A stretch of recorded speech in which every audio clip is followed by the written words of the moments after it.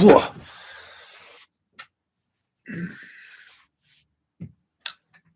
right, all you snowboarders of the internet, we're here. We're live. We're taking your questions. We're talking about Tommy Bennett eating birds again. That dude just keeps eating birds. They're endangered. Next, he's gonna start eating bees. Who knows? Who knows where he's going with all this? But anyways, if you got questions, get them in the chat box. Feel free to answer the poll that's in there as well. We love it when you answer the polls. And let's see what else is going on.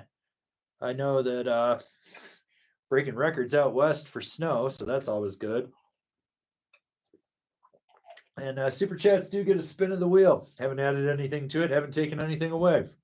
So it's pretty much the same as it was last week. So let's see what we got here. All right.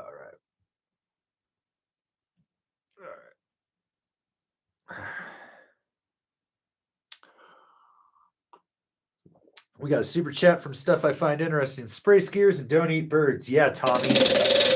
Don't eat birds. Just over there eating them. Saw another one sit on your car and then it was gone. I know your car ate it or you ate it. Random Tommy B fact. I leave notes on his car. True story. Okay, let's see what we got here.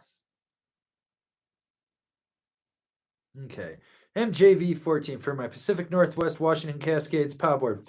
Keep the Rome stolly fish or sell it and get an Apex Orca on sale. I mean, if you need something more stiff and damp because the stale fish isn't like super stiff or damp, then yeah, go to the Apex Orca, I guess. You can join the pod. So we'll see. All right, let's take this one from James Lee. Yo, Angry, if I'm 170 pounds, size 10 boot, can I ride a 151 Rome H? I mean, you can ride it. Would I recommend it? No, not at all. You're going to boot out on that thing. All right, let's see. Okay. Yeah.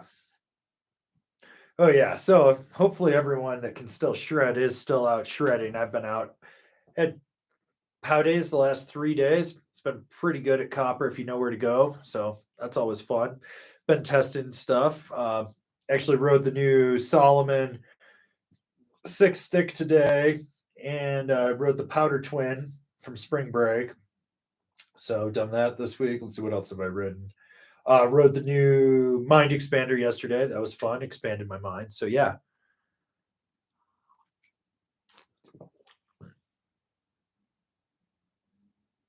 Okay. All right. Let's see what else we got here. Anyways, get those questions in. We're going to try to answer them where we can. Let's see. Okay, Minnesota George. So I'm in need of new boots. Any suggestions? Yeah, the best boot's the one that fits your foot and fits your needs. Go try on a bunch and see how they fit. You want to make sure that it properly fits. Big toe touching the end when you're standing straight up in the boot and it's tied up nice and tight. When you flex your knee over the toe, you want it to pull back just a little bit. Width-wise, you want it to be able to cradle it. You don't want it squeezing it like this or that. You want it just cradling it. You don't want any space with your foot slopping around in there. Get an aftermarket insole too. But the best boot is the one that fits your foot and fits your needs. So, yeah. Okay. Let's see what else we got going on here. Tyler H. just got back from Cooper for $30 Thursday. Had a great time. Have you gotten a chance to ride the new Jones Free Car? They're doing $30 Thursday tickets again? Fuck, I thought that was over. God damn it. Need to get up there. No, I haven't ridden the Free Carver. TC, the new guy, has. He's handling that review. And I think I think it's the 9,000. I've got it sitting in the other room. I got to drop it back off to him tomorrow. I'm not going to get on that one. I'm going to try to get on the Free Carver 6,000 hopefully in the fall. Like, I guess no one has one right now. Tibby TT, what's the most accessible crew? I no longer ride park, rarely ride switch numb. Looking to focus on carving, hitting side hits, and dipping into POW when conditions allow. Karua are better options. I mean, if you're going to go Karua and you want accessible, you go with the pencil. Honestly, sounds like for what you're looking for, an Amplid would be a better choice. Maybe a Soli Grail, maybe a Morning Glory. Let's see what else is out there. They got some new ones I got to ride too. But yeah, I think like more like an amplit would probably be your thing. So yeah. Oh. Oh, this is a good one from Gary Green. Looking for base cleaner. Are those heavy duty citrus degreasers too strong, or will simple like Goo Gone or Citrus Safe for girls work? I wouldn't. Goo Gone will work. Citrus Safe is fine.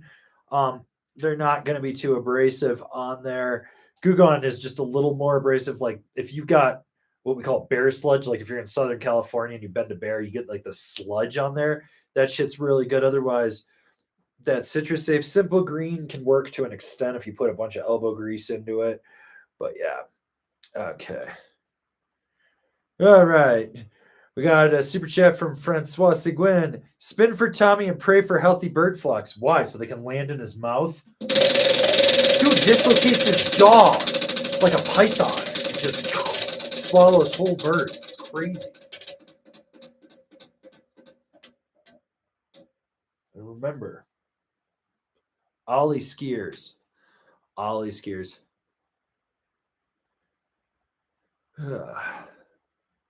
THK, dude, when are you going to feed Tommy some turkey and give him a hip rub? I fed him turkey lasagna. What more do you want from me?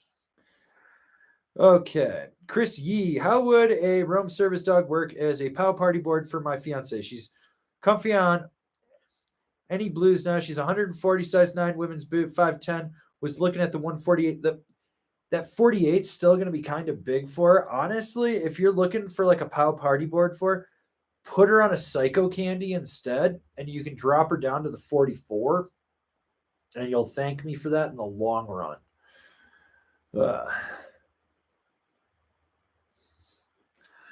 James Lee, why is the effective edge of the GNU Finest shorter than most comparable boards? Because it's a fucking pro model? All right, another West Coast kook. Got some new boots. They are number 3 flex. My old ones are a 7 out of 10. How will 3 ride in POW compared to a stiffer boot? Well, first off, you got to understand that those numbers mean fuck all in the grand scheme of anything. They're fake. They're arbitrary. You're going to tell me a guy that's 5'6", 140 pounds, and a size 9 is going to flex it the exact same as a guy that's 6'2" and 240 pounds? It's not going to happen. That flex means absolutely fuck all. Boot's going to be softer than what you had. I don't know how broken in they fucking were. It's a soft boot. You're just going to expect it. That's what you need to know. And just understand, a boot is never as stiff as the day you tried it on. It just progressively gets softer.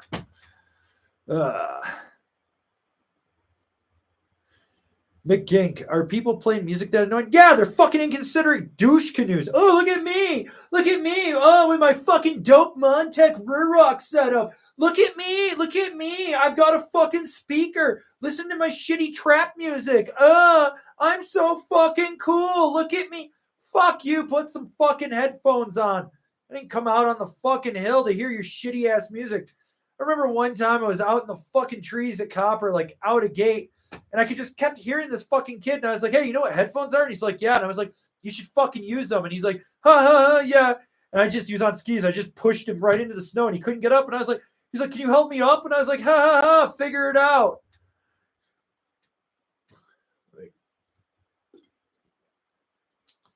I'm sorry. I don't want to listen to your shitty ass music. You're a fucking asshole. No one else wants to listen to it either. If I got headphones in and I can hear your fucking Himalayan trap dubstep mumble rap bullshit, you got a problem. I have no problem picking your phone up, picking your speaker up, and hucking it. Like, fuck you. Have some consideration for other people. All right. We got a super chat from Maxine Blizzard. Hey, everyone. Recently back from Italy where the snow was melting faster than I could catch a dope look to kick him in the... I think you mean a dope kook to kick him in the A. Anyway, wanted to thank you for your recommendation of the Rome Guild bindings for my LibTech Cortado. It's a solid setup right there. Very solid setup. Yeah. Europe got robbed of a winner this year. I feel bad for everyone over there. What do we got? Oof, ouch. Much like Europe, you lose. Okay, let's see what we got. Okay.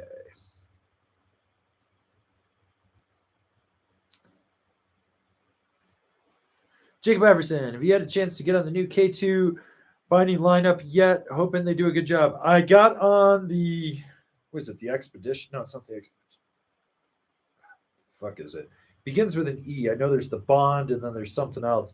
They're really solid. Like, they're solid. And I'm trying to get 2 more pairs from them to ride. Very, very, very happy with them. Grilled Steez, 9.5 boot, 165 pounds. I have 3 knees. Weird. Looking at a Signal Park Pro or a Ride Zero, should I get the 151 or the 155? So here's the thing. Bigger jump guy, and you need more pop and everything, go with the 55. More of a jib guy, smaller resort rider, stuff like that. You're riding 300 feet, you're on a rope tow and stuff, get the 51. That's where it is. The Signal Park Pro has more snap than the Zero just because of the camber in it, but it breaks in faster than the Zero. The Zero will be a little more loose in the tips, but it will retain what snap it has longer. So just food for thought there. So yeah.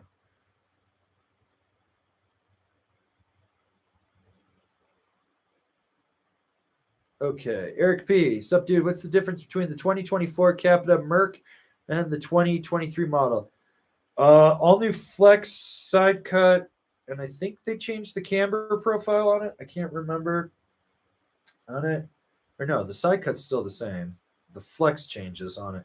Basically, it rides so different than what the 2023 is. It wasn't as hooky between the feet. It was a little more loose and playful. And to follow that up, you also asked, have you ever been on the Karua Pocket Rocket? No, my friend Andrew has one. I need to borrow it from him. Okay, let's see. Take this one from RC5. Looking to replace my GNU anti-gravity with another directional board with a similar flex. Any suggestions? I would check out the Rome Stolly Cruiser for sure. That one comes to mind as being similar to the anti-gravity. It's not going to be as damp. It's going to be more lively. It still does a good job of absorbing chatter. So that's one that I would consider. Possibly the, let's see, what is it? I'm trying to think. Oh, the Nitro Dropout would be another one that I would look at too. So there's 2 for you right there. I'm a little sun-fried. Been a long week, just so everyone knows, kind of winding down the season. You got a couple more weeks of live streams. Working on top 5s, just don't have time to film them, just working on stuff. So for anyone that's wondering where top 5s have been, I'm making lists. I just haven't filmed them. I'm trying to get through reviews. So far, we've ridden, between me and TC, I think we've ridden like 80-something boards and bindings already. And I just got a box from Marhart yesterday that was 4 boards. I've got a box from Borealis that I got to open. I think that's 4 or 6 boards. There's 4 or 5 Karuas that are showing Friday. There's 3 boxes from Nitro that are somewhere between here and Henderson, Colorado. I have no clue where Arbor is. It's supposed to come. I'm supposed to get 20 pieces from LibTech. I still got like 5 Nideckers, like 3 Capitas left, 3 pairs of Unions, like 5 Amplets left to ride. So plenty of stuff coming. We're working on it. It's just this time of the year, some stuff had to kind of die a little bit but the cool thing is with hiring TC and hiring Ben to be the video editor, because, got new people coming in. If everything goes as planned through this summer, we will have a 1.5 years worth of content completely done. Just there will be videos for a 1.5 years that we don't have to worry about, and we can work on other stuff. And I'm lining up other projects. Plus, TC wants to do his own projects, like something different. So we're working on that. Figure that out. Yeah. So just so everyone knows, a heads up. Haven't forgot about that. Same thing with the VIP members. I haven't been dropping any specific content for you guys right now, but I'm thinking possibly the middle of next month I'll start dropping the written reviews early. I got to kind of see where we're at with things. So yeah. Okay, let's take some. Okay.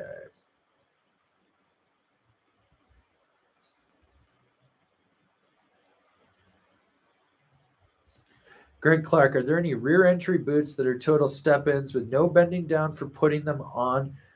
No. Like, fuck, dude, they're boots. Do you not bend down to put your shoes on? What are you, just wearing fucking Crocs everywhere? Jesus Christ. No, they're boots. You put them on. It's fucking not that hard. Jesus. Do you need to get you like the 4-foot long shoehorn so you can slide your foot in? Like, we can do that for you.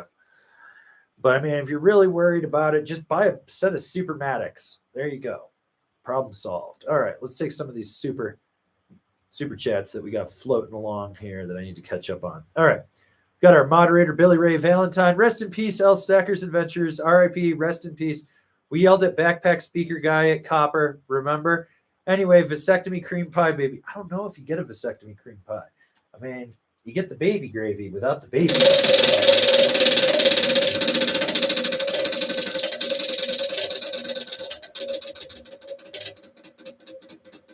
What do we got? Oof, you lose. All right, let's see. We got Fong Lu, just looking for a spin, I think.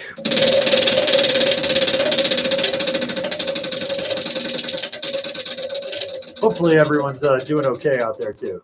Kind of worried about some of you people. The rest of you just need to drink Malort.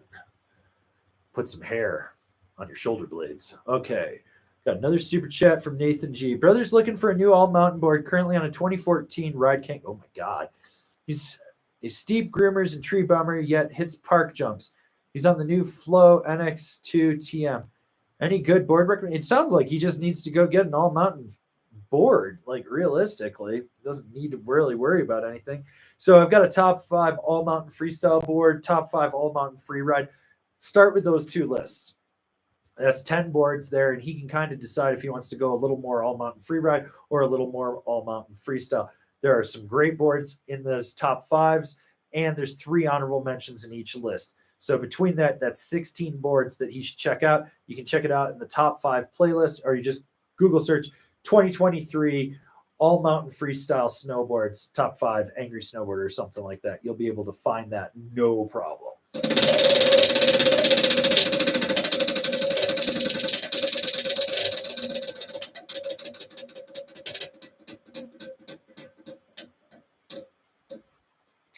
Shop local, people. All right. Okay, we got a super chat here from Russ Jack for the dog. Yeah, she's in the other room eating a Himalayan yak chew. Actually celebrated on the 3rd, the 2nd. So it's her 2nd birthday. That's when I consider her real birthday, because that's when I picked her up from the breeder. So I've had her 2 years now. It's crazy. I call her in to say hi to you guys, but she's in a mood.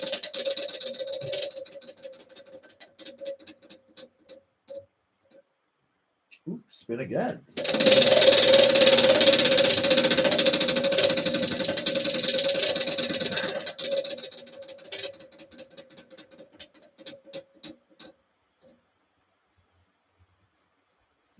Remember, ollie those slow signs. All right.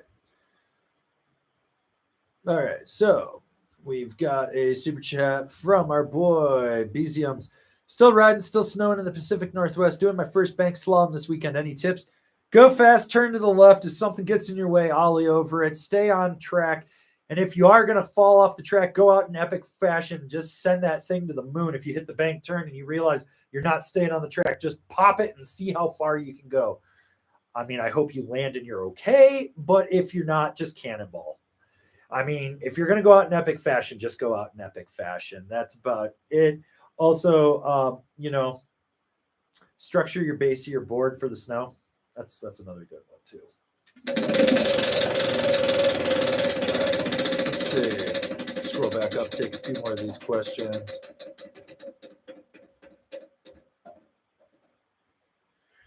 Okay. Eat your muscle cheese. We're going to take this question from our boy DZ. What's in your snowboard quiver? Not talking boards that you're reviewing, your personal boards. Also, what are your favorite boards that you rode this year? Are you talking inline or next year? I'm already thinking next year's shit. Okay, so for boards that I own, I got a first year K2 Cool Bean clapped out. I've got an Amplid Pillow Talk right there, clapped out. I've got a 153 Rome Party Mod, still alive and kicking. My everyday driver, the board that I test all bindings on, is my Ride Shadow Band. I ride that thing more than any other board. I've got an Endeavor Archetype 158 wide. I really wish I had the 60 wide. I'd like to get a 60 wide. I'll probably pick one of those up next. And and haven't ridden that much this year. I think I've only gotten out on it like 4 or 5 times with that. I've got an interior plane project, Hana Lee from the Bloodlines year. Still got pop, but I don't ride that anymore. What else do I got floating around? Oh, I've got a Telos Backslash too that's clapped out. In case you guys haven't realized, I just pretty much, and that, God, that's a first year Telos Backslash. Pretty much just ride the Shadow Band. So preseason, I ride the party mod for everything, and then about like when the snow starts to get good, mid-December, right around Christmas, that's when I switch over from the party mod to the Shadow Band almost every day. That's pretty much what I ride. So, okay.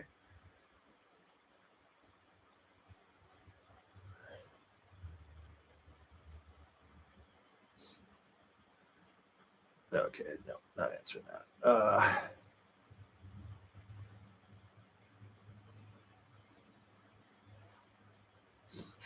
Chrissy, thanks for the tips on paying for parking at Copper, by the way. Didn't even see where the actual free parking lot was, but from the signs we saw, it looked like it was way out in the boonies. Basically, when you get off at the Copper exit, if you take a right and go into Copper, you don't have to go to the free lot. Otherwise, you go straight, go out about a quarter mile, take a right, then drive down another quarter mile, only to turn and have to drive a half mile back out, and then you park. Yeah, if you pay for parking at Copper, it's way better for you in the long run, especially just time constraint. Like, what's your time worth? Like, I've already bought my parking pass for next year for Copper, $600. Haven't even bought my Icon pass. Bought my parking pass before I bought anything else, so I know I'm locked in, just because my time is worth that much. Okay, let's take this one from Merrick Haneni. Merrick Haneni 1234. Captain Ultra Fear for 2023 got reworked a little. Any good? Do you mean 2024, the next year's one? I haven't been on the 2023, but I've got the camber and the reverse Ultra Fear out there. And next week is supposed to be in the 50s and slushy. You better believe I'm riding both of those puppies. So we'll see where those goes. Okay. Nico Blunk, any opinion on the new Karua Nose Rider? I want to ride it. I want to see if I can ride it like a nose rider. I know one of the guys that hangs with Keystone Surf Club has one. He's been spotted riding it up at A Basin. I'd like to reach out to him, I think, and be like, hey, I want to see if I can ride that. I don't think I can, but I also understand anyone that can actually ride that and like hang 10 on it. The level of skill that you have in board control is phenomenal. So for a completely novelty board, I think it's fine. I think there's going to be people that are like, I'm going to buy it because I want the challenge, and I'm going to be like, you snowboard like 15 days a year, sir. You probably don't need that. All right. Let's see. Okay, we got our boy Hano with the super chat. Pacific Northwest storm incoming. High five for the white fluffy stuff. That's what she said.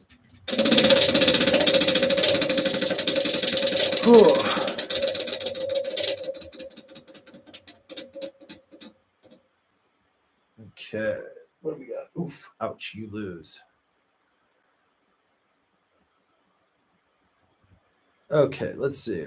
Feng Lu, checked out Mobility Do It from your top 5 video. Should have watched them earlier. Are there any other good channels you've stumbled upon lately?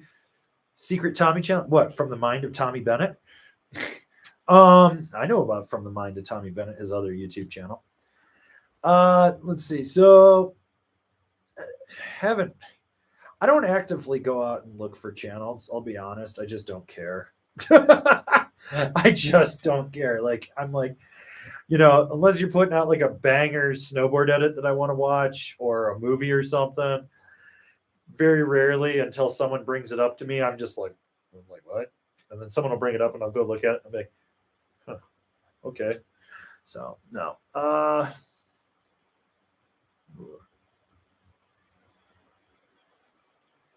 Okay, let's take this one super chat from Anthony Hawking.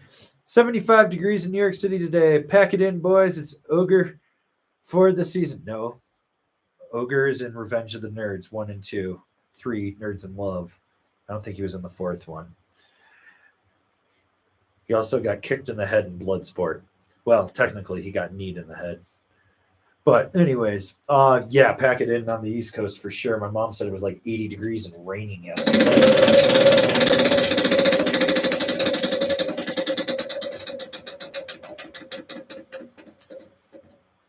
Oof, ouch, loser. All right.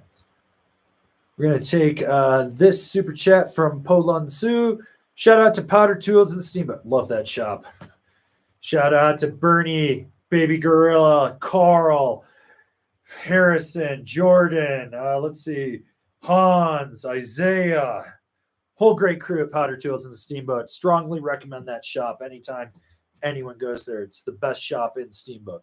Bought a pair of K2 Orton and loved it. Any tip to get more ankle locked in feel without the third boa? Yeah. So what? Don't give me 1 second.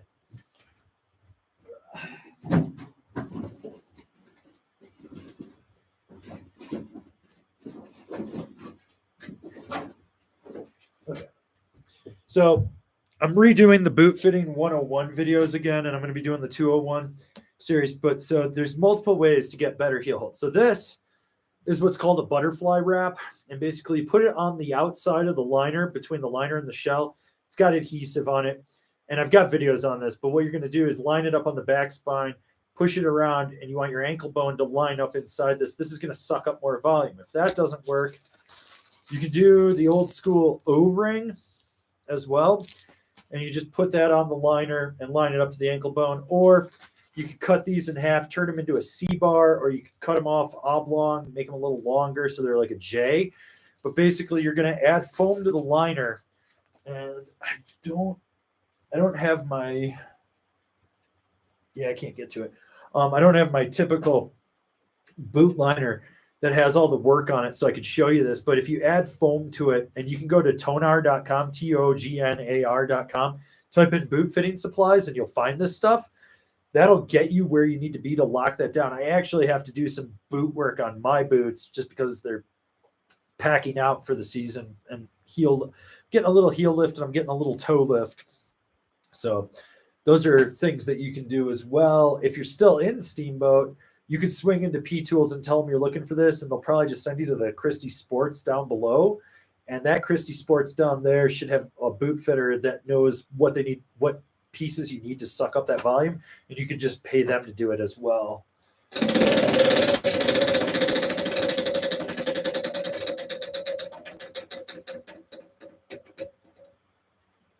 Ooh, pick a random question and give it a spin. Let's see what we got here. Let's find one.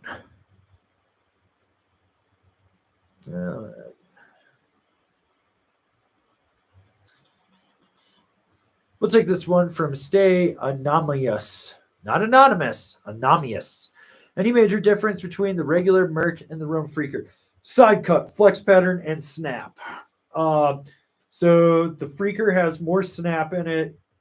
It rails a carve a lot different off the back foot, especially in there, and it flexes more aggressively than the Mercury. So those are big things that you just need to know between the two of those.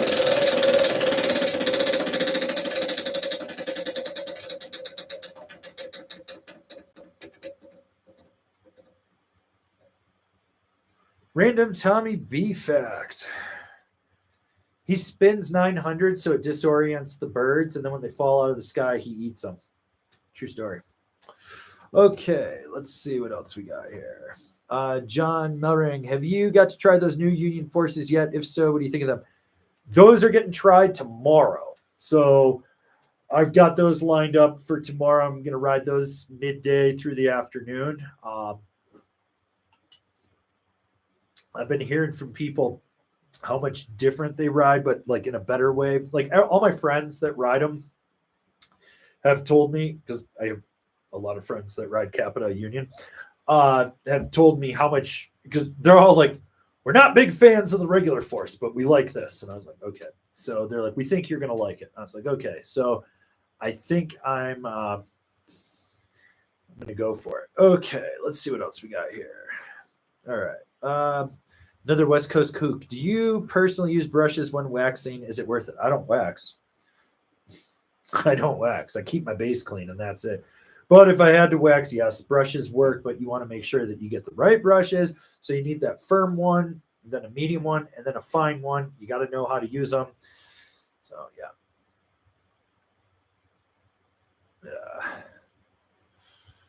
Okay, Eric P. What kind of socks do you wear when you're boarding? Ankle high white cotton socks. I really like my feet to, get frostbite and just be swamp asses. No, I use smart wool, a lot of smart wool. That's pretty much almost every sock I own now is a smart wool. All right. All right, DZ. I'm 6 feet tall, 210 pounds, beginner, intermediate size, 10 boots. Would the 160 wide be a good size for me in the K2 ray gun board? It'll work for you. Personally, I would drop you down to the next wide size, which I think is like the 57 wide, 58 wide, something like that. I'd put you on that because your learning curve will exponentially increase just because it's going to be a smaller board that's easier to throw around. So, and that wide. The good thing is you're a size 10 boot. You actually don't really need a wide. You're right on the cusp with that board. You're not going to boot out going to like the regular width board and anything in the 55 and up on that. So like if you go to the 56, I think it's what, 55, 56, I think it's 56, 58. I think the 58 would probably just work fine for you. All right. Okay, Shy Links. Boards are packed up and stored, unfortunately. What's the best exercise that you would say to keep up during summer season besides malert shots? Well, there's a bunch of exercises, but the big one is like a lot of people will just go lift weights and they don't do the cardio and they don't understand how much you're actually using cardio when you do it. So for me personally, I would say what you want to be doing is squats, back exercise, core exercise, and you want to make sure that you're hitting that exercise bike and just keeping your heart rate. So like when I go to the gym, I'll bang out like a couple miles on the bike in the first half hour I'm there and just get my heart to a good rate. And then it's like squats, back, core exercises, shoulder exercises, stuff like that. Kind of you want to balance it. And then the other thing is, you want to do like if they've got the jump box, you want to practice your jumps up onto stuff from dead just to make sure you keep that going and whatnot in there. So, there's a few options for you. Okay. CM, you doing the bucket bank slalom this weekend? Eldora trick ditch was hectic. Yeah, but my girl, the deafness, won for her division and got $500. Stoked for my friend Lauren to win that, and then my boy Kobe also placed on that. The problem with trick ditch was they put that booter at the end that like just fucking murdered people. I will not be at bucket banked. I've just got too much work. I don't go to the bank slums. I want to. It's just usually this time of the year I've got too much work. This will probably be the last year where I'm killing myself doing too much work. The good thing is TC will be up there, the new guy that I hired. So he'll be ripping around probably on like a ride Peace Seeker. I don't think he's actually competing, but I think he's just up there hanging around.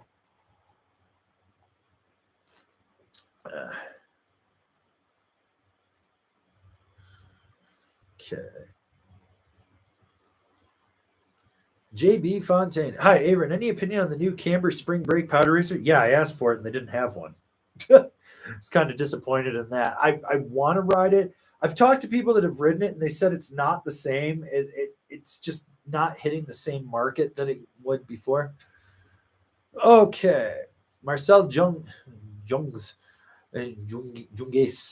Equivalent boards to the Ride Shadow Band from brands like Dinosaurs Will Die, Endeavor, Amplid. Trying to find a good deal on a board now, and Shadow Bands are gone. DWD, you want the Wizard Stick. You could go with the Quan as well.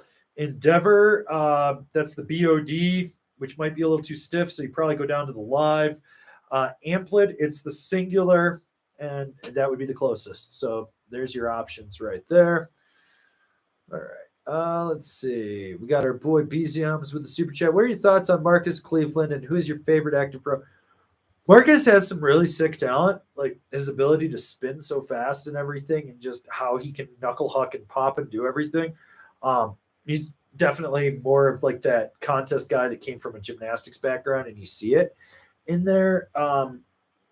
As far as like current pros, I'm really stoked on Jill Perkins. Kennedy Deck has been really cool to watch. Of course, my boy Andrew Brewer, still a pro snowboarder, also hosts Unstrapped Snowboarding, which, by the way, they are getting close to 1,000 people on that channel, Unstrapped Snowboarding. If you go to episode 27 that they put up and just leave a comment, you're entered in a raffle to win a LibTech Orca. So you could win a free snowboard just by leaving a comment and subscribing to them. So go subscribe. Let's get them to 1,000. That way they can monetize, and then I can start sending them super chats just to make them say stupid things. So that'll be really funny. So yeah. But yeah, as far as active pros like that, Justin Phipps, he's not really a pro. He's kind of like Man-Am, but known that kid since he was like 9 years old. Just to see him being like 20 now. And Fly Way Closer was a good movie, so he did really good with that. There's a lot of that you just like scroll through and you're like, damn, this guy's sick, this guy's sick. You know, there's like so many really talented people out there that are truthfully real pro snowboarders. So yeah.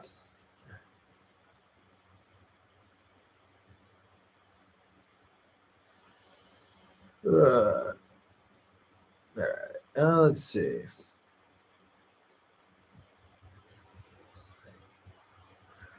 All right.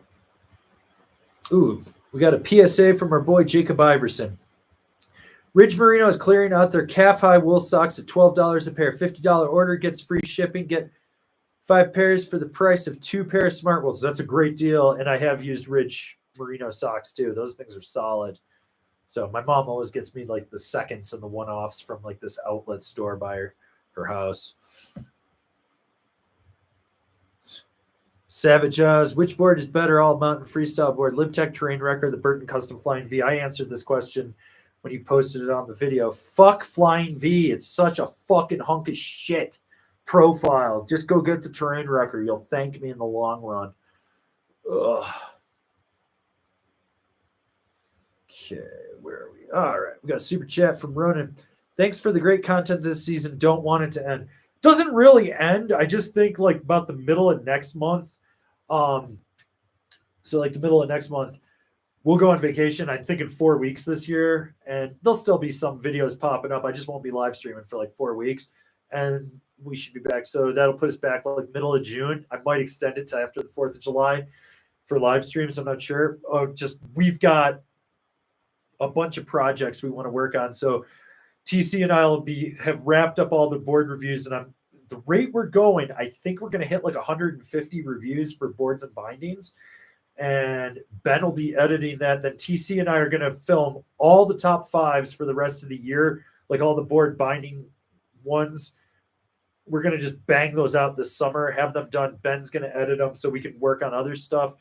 I'm going to start refilming and editing the Boot Fitting 101 series again.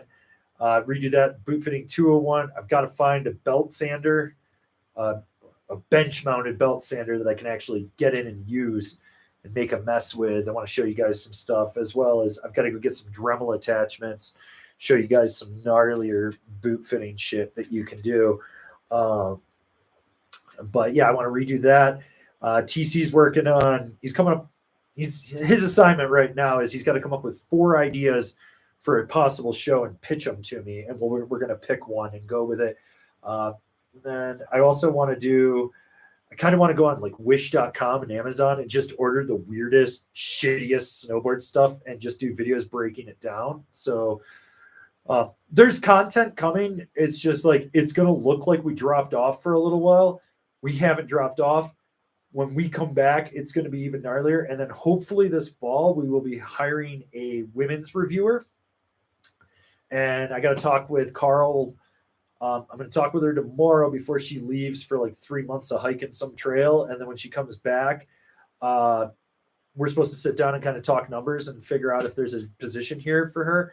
And if there is, we'll be bringing in a full women's review team, or women's reviewer, and we'll be heading that up. And then the goal is, if we can get that done, we should be able to get to the point where we will be about by this time next year, we should be about 2 years out with content for like what we're working on. So we don't have to worry about anything. So that's, yeah. So that's what we got going on. Also, kind of toying with the idea next week, maybe doing a meetup to shred at Copper. It would probably be like Wednesday next week, I think. Just tossing that out loosely. I got to see where I'm at physically. Like my body is just feeling like a giant bag of dog shit right now. It's been a long season, so yeah.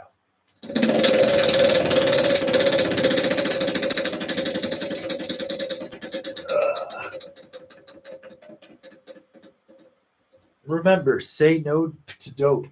Oh, and choose to be offended by anything I say. JNX17 just picked up a Dynamis for the wife's new all-mountain free ride setup. Is the 149 the right size for 140 pounds, size 8 boots? Is the bent metal stylus a good binding for it? That's a solid setup. You did right. You're good. Go shred. All right. Willie Fatso, late to the party. What up, Angry? Spin for some sucker. We're spinning. We're spinning. We're spinning. We're spinning. We're spinning.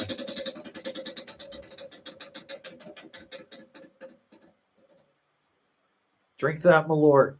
All right. Ronnie Elvabeck. Killed my Rome National this season, so I'm planning on getting a new one for season 2024, but can't find any info on if it's still in the line for next season. Is it gone or replaced? Give me 1 second here. Let's see. Agent. Let's see. I got to go up to directional twins. Still a cruiser. Directional. Stalefish service dog. Women's ravine. Directional. Let's see. I feel like no, it should still be in there, shouldn't it? It might have gotten replaced actually because they added the Renegade. Which if they did, what you'd probably ideally want to go with would be the new Stolly cruiser. I think that would be the closest to your national. Yeah. Shit, I'm not seeing it. You're right. It is gone. So sorry about the vibrations, people. But yeah, I would say that you probably want to go with like the new Stolly cruiser, which where the hell is it? I had one here. Ugh.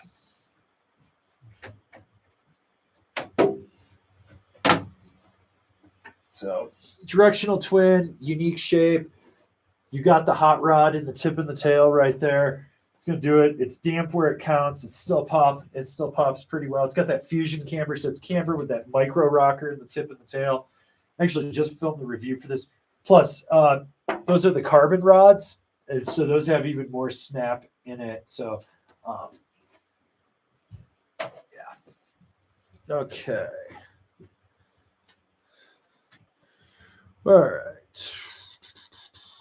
Okay, let's see what else we got here. All right, let's take this super chat from Ali. Had some great pound batcher. Felt I couldn't get my speed up in pow with my sushi and had a better time on the mountain twin the next day. Is the board too wide for me or just me sucking too much? It doesn't have enough tail for you to push off the snow. You're not riding steep. So you got to understand with the sushi, you have no tail to push off of. So you get on that back foot and you have to push. You're basically pushing your knee into the center to load the little bit of camber, and you push it back and back like this. So you're driving your knee into the center to keep that thing going. Sounds to me like you just need more tail. Like if you had been on a sashimi, you probably would have been completely fine. That's really what it is. It's part you, it's part the tool you had to use that day. Like it's a different breed of board, especially because you're up there at Bachelor. That snow is a little bit heavier. It's got a little more moisture content in it. Plus, I'm going to bet right now, with all the snow they've been getting, it's probably not as steep as it normally is. So yeah, that would be my 2 cents on that.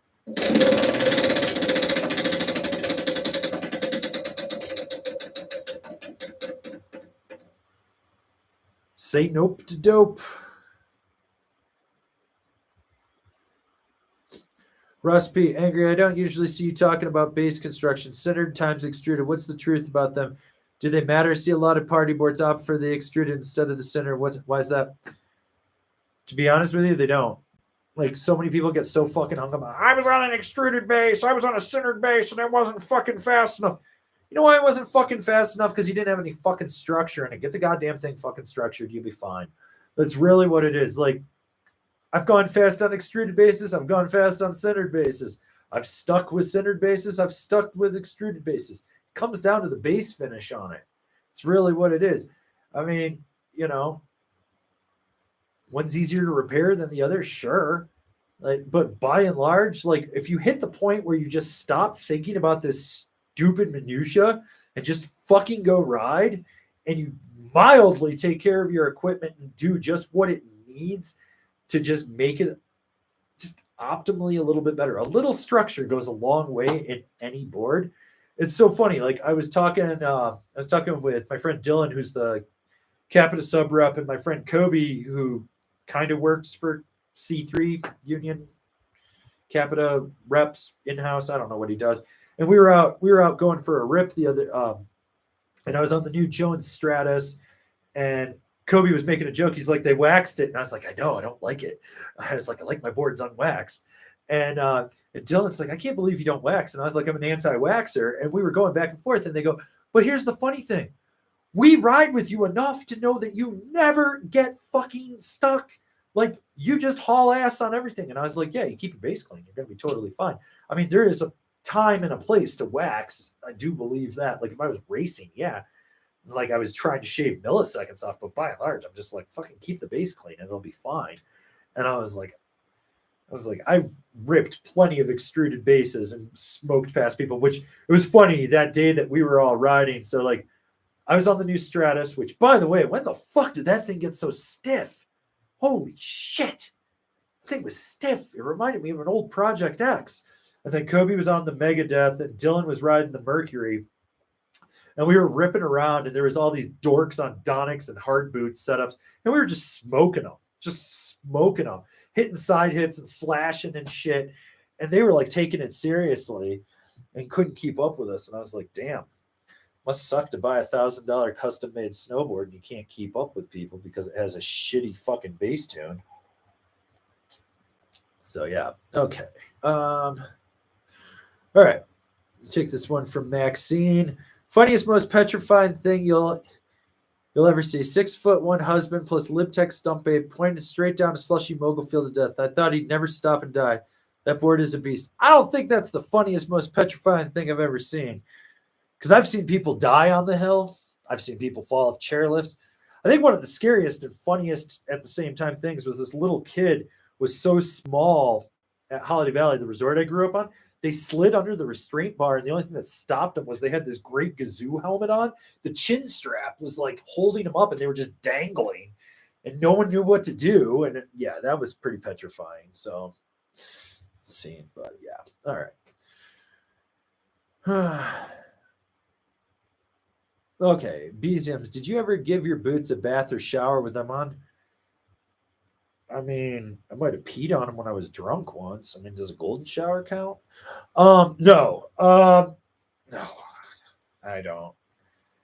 I don't even wash my boots. I do remember, but this was years ago. I had an old set of Vans Fargos, and they just smelled so fucking rancid. My dog walked in, got a whiff of him, and all his fur went up, and he went into like this growl, and he was snapping at him. And my girlfriend at the time made me put him outside the house for a couple days.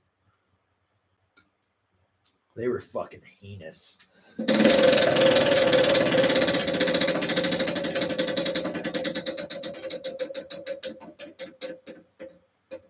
That's right. Ooh. Do not pass go, people. Do not pass go. All right. All right. Let's see. We got our boy Martin over there in Europe from the Send It Syndicate. What's up? Last day on Hill Monday here. Skate season soon, though. Fuck. I don't even know when I'll see you at the skate park.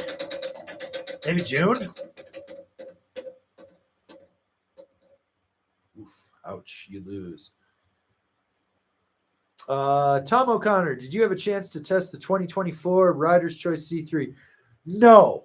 I will not be getting the GNU Mervin's LibTech stuff until next week, I think. I got to double check. I talked to the Lib rep or the Mervin rep out here, and he's like, my fleet is spread up amongst 5 shops over 4 states. And I was like, oh God. He's like, I should have everything back like end April. And I was like, that's cool. You'll be the last one that I get on, which is fine because I know I've got Yes and Now stuff coming next week too. So shout out to my boy, Fast Ass Faircloth, the fastest rep in snowboarding. So yeah, okay. Marty Lee, hey man, I'm 170 pounds and 10.5 boots, and I have 10 fingers. Me too. I'm trying to decide between the Jones flagship or the Lib Arc. I ride Vermont, low angle pow, tight trees. Just use groomers to get to stashes. Also, what size? Go with the Orca. It's going to be better in those tight trees with all those roots in there.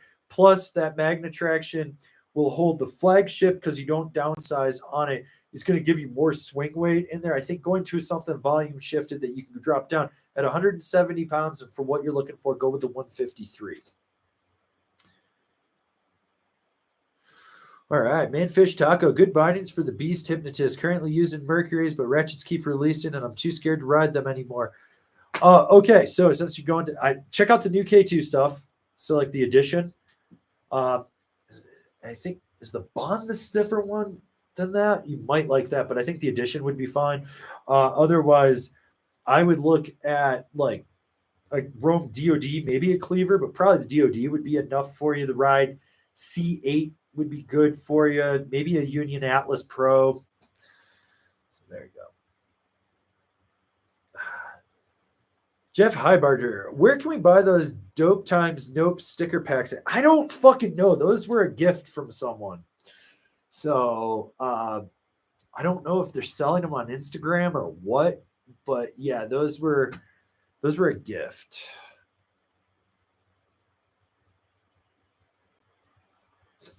Grilled Steez, Mammoth just broke the record for snow. Big Bear banned backpack speakers. Memorable season for sure. Did they really ban backpack speakers? Because if they did, fuck yeah. Might actually have to go back to Bear. Because I could really go for some dank donuts. Shout out to Kara, my girl that owns Dank Donuts. If you're ever in Big Bear, go to Dank Donuts. Tell her Avern sent you. Fucking support the homies. Okay. Got a super chat from our boy Ian. There's a small board company out of Portland called Deviation. They make their stuff in-house. If they sent you some boards, you review them. I was talking with them at a demo and they mentioned, oh, fuck no, no, no. God, no, no, no. No. Every time I've ever looked at their shit, it is trash. Oh my God, no. No, no, no. Fuck no. I've like just pushed them so far because so they showed up to a demo here one year. And it was like, you know, you got all the big brands that we all know, and then there's like the little 4 block of little brands, what we call day 2 brands. You don't go to them the first day of the demo, you go to the second, right? So, you know, I'm walking by and I peek my head in and I was like, oh, okay, they got some stuff. Maybe I'll go talk to them. So I stop and talk to a couple other people I know, and they're like, yo, you got to go back and look at their boards. Get up close and look at their top sheets. And I was like, okay, why? And he goes, it looks like they pressed worms into the top sheets of their boards. And I was like, you got to be shitting me. This is a demo with buyers, and they did this. So I go over and I look at it, and it just looked like gummy worms had been pressed into the top sheet of their board. Like there's all these lines and shit. And what that is that means they didn't clean their cassette. So the epoxy was still in there when they pressed it down. So it pressed. That's how you get a blem. That's how you get dimples in the top sheets, stuff like that.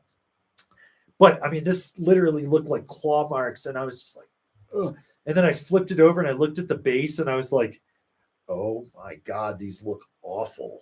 And I don't know how they're still in business. Like, I don't know who buys this stuff. No one ever talks about it. Like, I have put them so fucking far out of my mind as a brand that I would ever even want to ride. No, I'm like, no. I had a roommate. He was a photo guy, and he was talking to me. And he's like, yeah, these guys want me to do some stuff. And I was like, okay, are they going to pay you? And he's like, in boards. And I was like, you sure you want them? And after I told him, he's like, oh, ew. You know, so no, ugh. Like, I'm just having visions of Soul Stick or whatever it is, or Soul Snowboards or whatever. The one that's up in Canada that that crazy fucking dude, Corman. I don't know what the fuck his name is. All I know is they sent me a swallowtail, and it was like it looked just like that, and I was just like, oh god, I never want to ride it ever.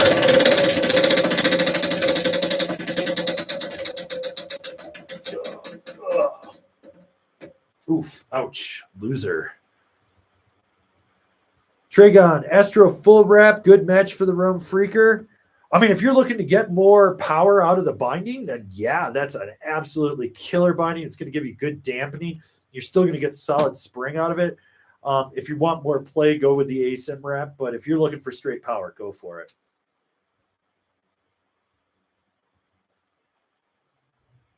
Huh? We got Nelson Ayala, bench couches, weaklings. Sure. I don't even know what that's about.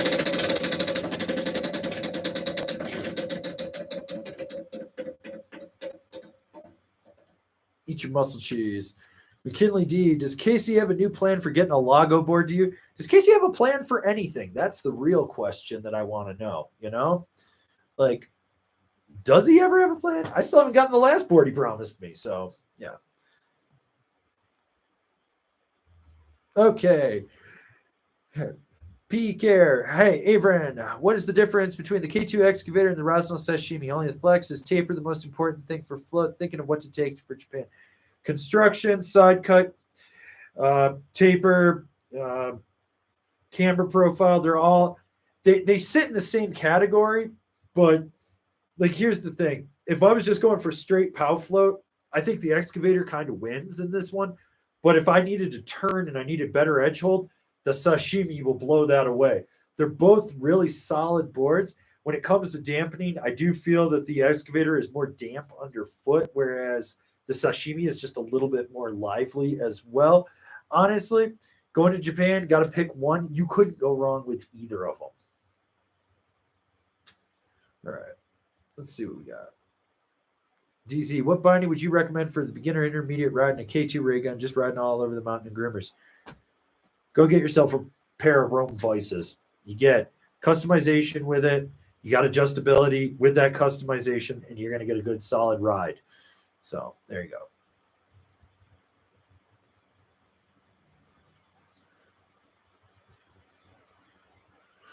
Okay, Ross P, thanks for answering my last question. I got the option to buy a party board for Pacific Northwest Slush. At the same price point, which one would you go with? The Slush Slasher, Service Dog, Party Platter, or Party Wave? Out of those four, so you got to understand that the Party Platter is the only one that's really twin. The Slush Slasher, Service Dog, and Party Wave are going to be all directional in there. Personally, I would probably go with either the Service Dog or the Party Wave. Party Wave is going to be better with that 3BT for funneling it out and stuff, but the Service Dog, that longer rocker in the nose is like a giant spatula when you start to spin around and play on it. I'm not a fan of the new Slush Slasher. They made it too narrow. It's just like not what it was. Party Platter's cool if you need something more twinish, for sure.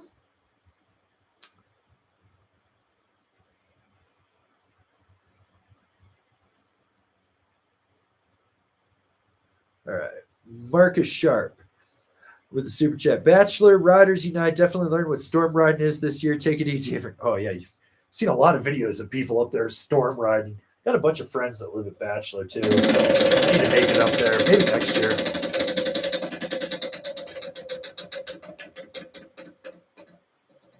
That's right. Drink your Malort.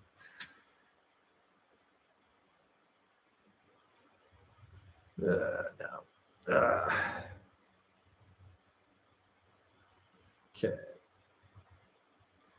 We got Francois Seguin with the super chat. Have you seen Torque Snowboard, small brand near me? I have. They actually had some riders that were out here for like a week or two ripping around. I'm pretty sure their boards are pressed at like Utopia factory, which they did the Sims X Wedge, and they do a few other brands. They did Rome for a little while too. Oh no, I looked at their stuff and I was like, I don't think they're ready for me to reach out to them yet. So.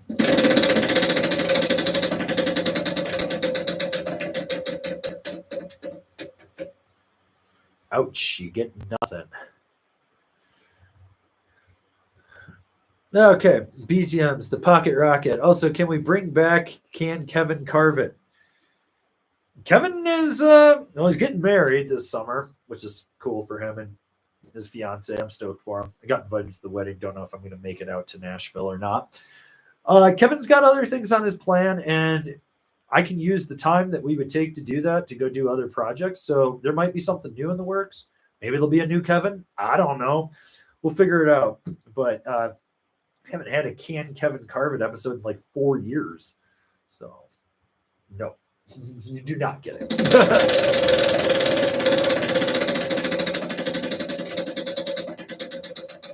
What do we got? Where are we going with this? That's right. Do not pass go. All right. Okay. And let's see. Got our boy Buckjoy. Managed to bruise my instep by making boots too tight because of spring red and wearing thinner socks. Should I just stick to winter socks? I mean, yeah. I mean, your foot's going to sweat regardless of what you do. But if the difference between like this and this is what caused your foot to bruise, you got some bigger issues. I'd be more worried about your insole than anything else. Or maybe you got Hulk arms and you just heaved your stuff until it friggin' tightened down too much. All right. Let's see how this poll's doing here. Let's end this poll and see where we're at. Okay, what do we got? All right, so we had 213 votes. Have you packed it in? Shred till dead, 41%. Nice. No, 37%. Yes, 19%. And waiting on summer season, 1%. Damn. A lot of you guys are just hanging in there to ride. So, and remember, Ollie skiers. Ollie skiers. Okay.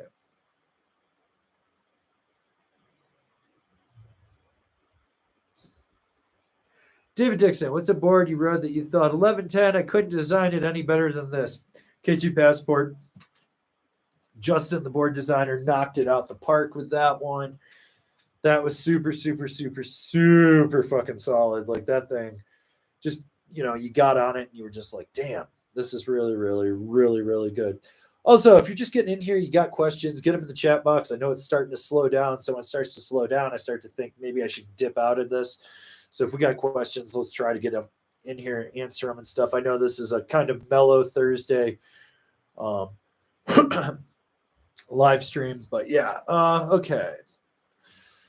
Evan Woolley, see that crew at Nose Rider thoughts. I've already talked about this. Like, I want to ride it so bad.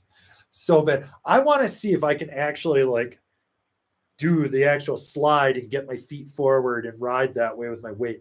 I'm convinced that I'm going to just eat shit and die. I'm also worried I'm going to blow my knees out. But yeah, it's, I think for a novelty concept, I think it's crazy. Nicholas Wolkin's video is amazing.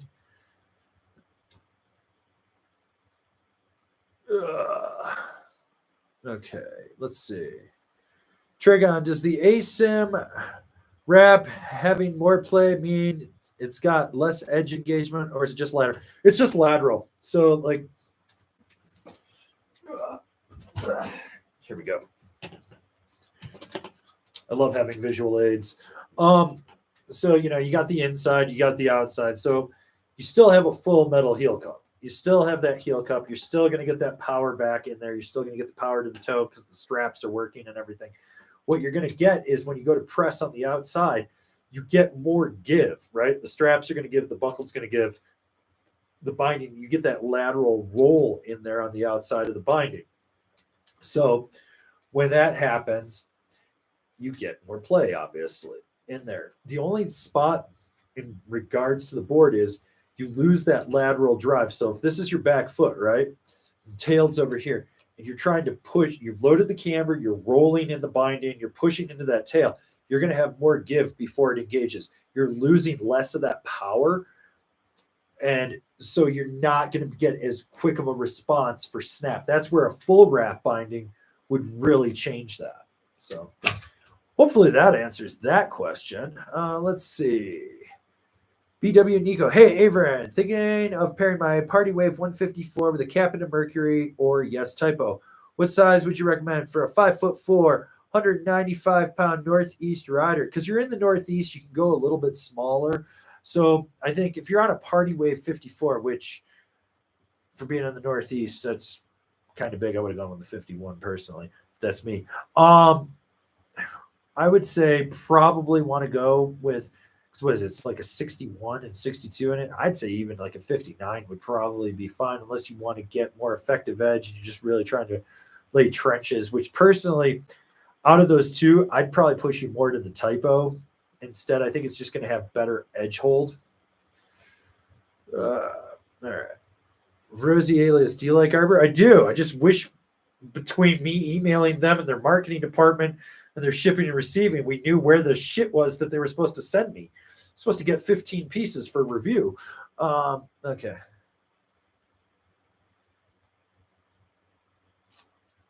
Let's see. John Melring, why isn't Kazu on natural selection? I don't know. Ask Travis. Okay. All right. Okay, let's see. Lee, is it just me, or are there actually more discounts on boards this year? There's more discounts on boards this year because a lot of the big retailers over-ordered, and then they thought they could grow on what they did from. So we came out of 2020, right? And everyone's like, we're going outside. Oh my God, we've been locked up for 6 months, And so everyone just went ham with buying shit. A lot of those people that bought were first-time buyers. They're not going to buy a new board in another year. So then the next year, it was like everyone else was like, okay, we're going to get new stuff. Fuck it. We enjoy what we're doing. So those of us that are like lifers and shit, real snowboarders, we all bought stuff. Well, they over-ordered, and now, the house went out of business, which I think they're doing some promo code where they're like, whatever's left is 60% off right now. You can get up to 60% off. All the good stuff's pretty much been picked clean. So there's that. Evo over-ordered. I know that they were emailing companies being like, you need to take product back. And they're like, no, you bought it. Sucks to suck. It's your problem now. And Backcountry did kind of the same thing. So there's that. And then you also have to think like the East Coast and Midwest didn't have good seasons. So those stores are trying to liquidate while the West Coast has been having banger seasons. But unfortunately, they're closed and no one can get to the stores to buy anything. So, it's a whole series of different things. But so there's a lot of deals out there if you know where to look. Like Gravity, one of my local shops at Copper, they still have a 53 Scott Stevens. They've got a couple super or Mega Mercuries, bunch of Jones stuff. Like they have boards that I'm like, I can't believe you have this still in this size. Like it's sold out everywhere else. And that, or like Underground still has a bunch of stuff that I'm like, oh, okay, you still have one of these. But they're like, yeah. But then you go and look at their binding wall and they're like, we have two bindings. One's an XL and one's a small. And you're like, ooh, Jesus. All right. Okay. Let's see.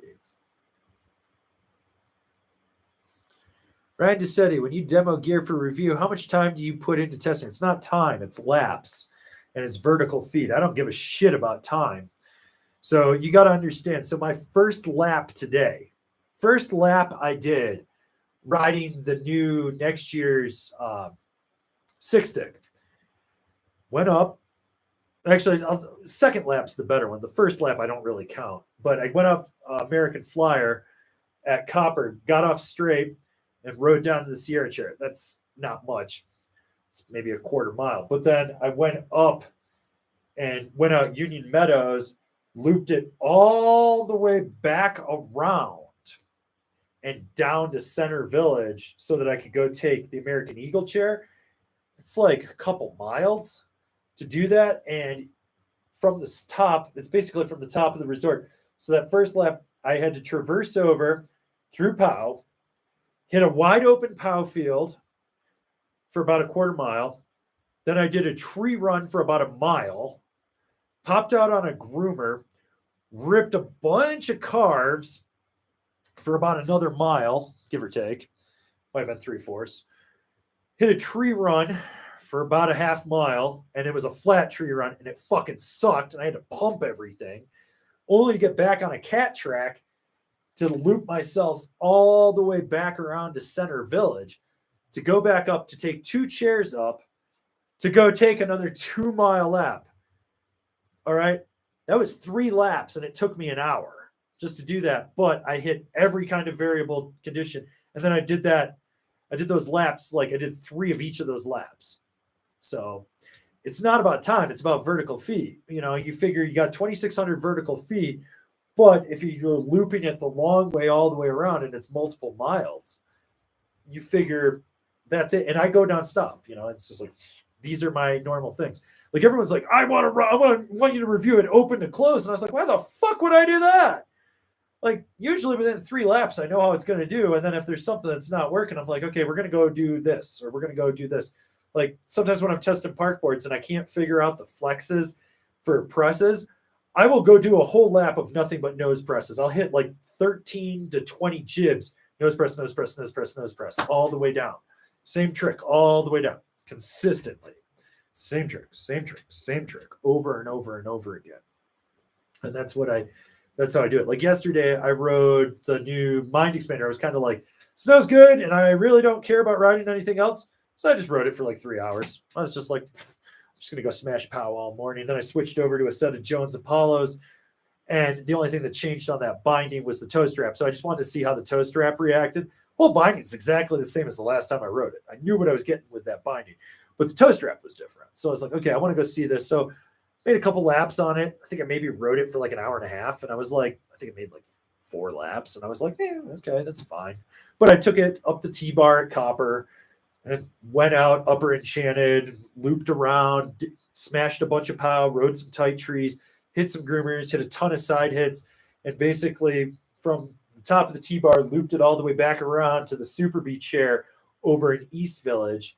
And then I took that up and then went through Lower Enchanted and looped all the way around to West Village back to Center Village. So, that's everything's kind of different. There's some boards where I'm like, they'll give it to me and they'll be like, we changed one little thing. And I'm like, I honestly don't feel it. This hasn't changed since last year. And then sometimes I get it and I'll be like, why is this different? And I will just keep making the same lap to figure out what's going on, to find what the variable is. Like if I'm riding a park board, I will be like, jump, jump, rail, jump, hard cut, rail, hard cut, jump, jump, rail, rail, rail, jump, hip, jump, jump, rail, rail, or something like that, just to kind of figure out what's going on. Not like I'm trying banger tricks. I'm like, okay, we're just going to 50-50 this through the kink and see how it flexes through the kink and stuff like that. You want to eliminate any variable you have. That's why I read the same boot and binding on everything. I'm just like, that eliminates any issue right there. I don't understand these people that are like, I rode this board with 5 different pairs of boots and 6 bindings. And I'm just like, you were testing boots and bindings on a new board? Like, you got 3 things going on there. It's all a cattywampus, man. So, yeah. So, anyways, that's how I do it. Okay. Stephen Francis Scott, I got a deep thinker for freeride powder. I'm set on a party mod for a park freestyle board. Torn between the 53. I know you ride that and the 56. I'm 185 pounds with a size 10 boot. Thoughts? I got the 53 knowing that I was going to break it. I got it to break it. Like I just wanted a preseason fuck around little skateboard type thing. 54 is my ideal park size. So 53, I was like that. Realistically, probably should have just got a 56, but I got that knowing it. With those specs, get the 56. It's a little wider. You're not going to have to worry about boot out.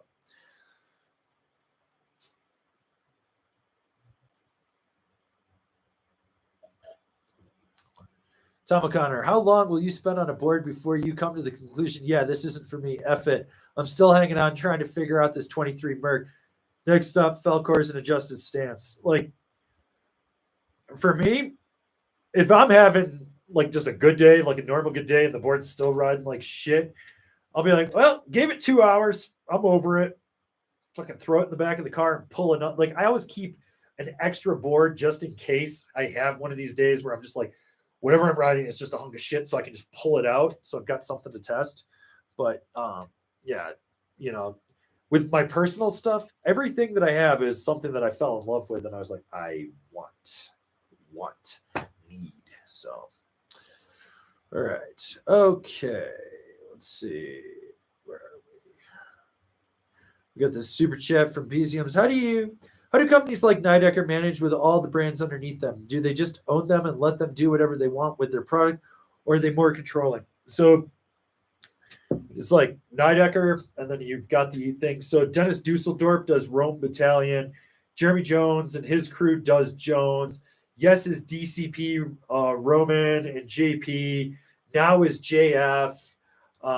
Nidecker is, they have their management team. So like you got to realize like each team has its own thing, but what they do collectively, if you look at like all the brands that they own, there are shapes that they share. Like you can look at the shape and go, that's that brand, and that brand. But the camber profile is different across the three of them, and the flex pattern is completely different. So you look at it and you go, oh, okay, so they're similar and they're that, but so they're sharing that mold. So they'll be like, okay, well, this is the Nidecker, this is a Yes, or this is a Rome and a Battalion, whatever it is. And so they share them like that. And so what goes on with that is it makes it easier for production. Plus, when you have all these brands and you go to your factory and you're like, hey, we need to make 100,000 boards, you're going to get a price break because you're ordering more material all at a bigger cost, or bigger amount. So it's a cheaper price. So there's that. But by and large, each brand is independently managed. They just oversee everything. And if you notice, like, they kind of all borrow some technology from each other. Like, if you look at Nidecker bindings and flow bindings, they borrow of it. You look at Roman Battalion bindings, they borrow from it. Now in Jones bindings, they borrow from it. But if you also look at it, you don't see a Now binding borrowing from a Rome binding or a Nidecker binding borrowing from a Battalion binding. So there's kind of there's some overlap, but there's not complete overlap.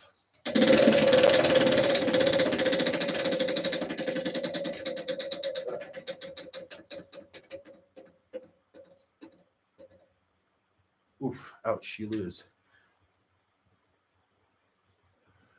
Adam Finley. Hey, dude, late to the show doing some research on the Endeavor Maverick. A 56 popped up local, but I normally ride a 54 archetype. Any dramas with the minor size change? Specs look narrower on the Mav. Yeah, I mean, it's essentially just an archetype with a full tail, if I remember correctly. I think that's what it is. It's like a more freestyle archetype. So I really honestly wouldn't worry too much about it.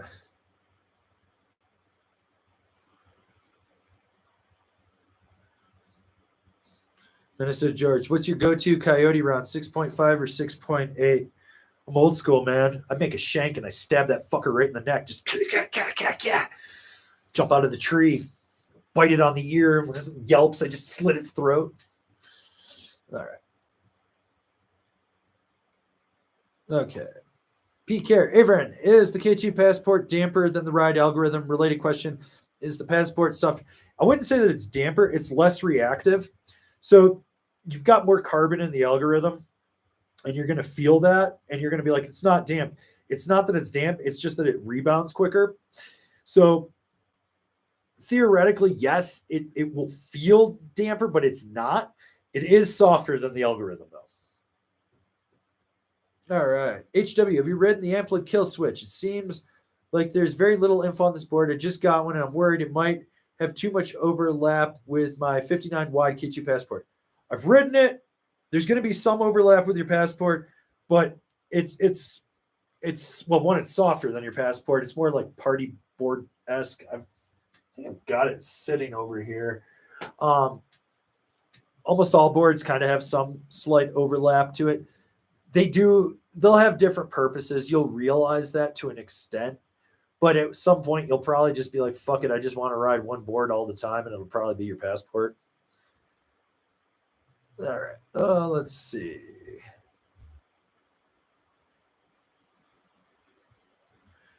Evan Woolley, any idea if the Alaska stop for natural selection even happened? Their weather window came and went with no word from any of the riders or organization. All I know is that I saw Chad Otterstrom was up there, and then he was back here, so I have no idea what's going on.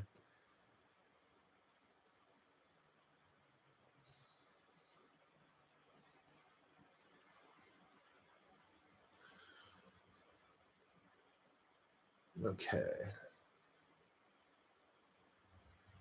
Hawks fan. How is North Stars a hill? Got an old friend that moved down that way and has been riding there. I don't really know how it is as a hill, but oh my God, just the level of kookery come out of there. It's like every bad snowboard influencer. So you got Half Cab King, Snowboard Jesus, that Zach Mauser kid.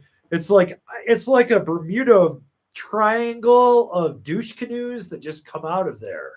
I don't get it. All right.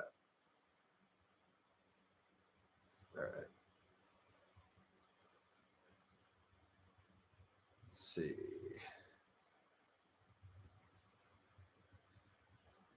Let's see.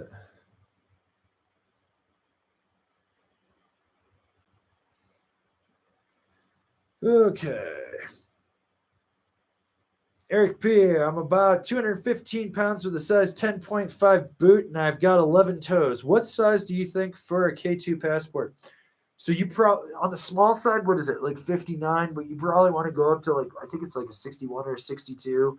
And if you want more stability, you could also get the wide because you're on that 10.5, so you're like really right on the cusp with it.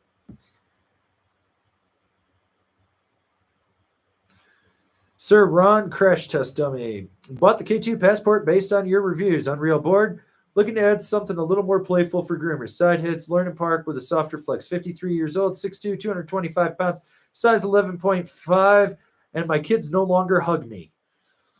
That's weird.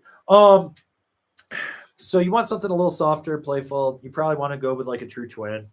Honestly, if you're just learning to ride park, side heads, playing around, nothing too crazy. I mean, here's what I would do because I think you can find them on sale still.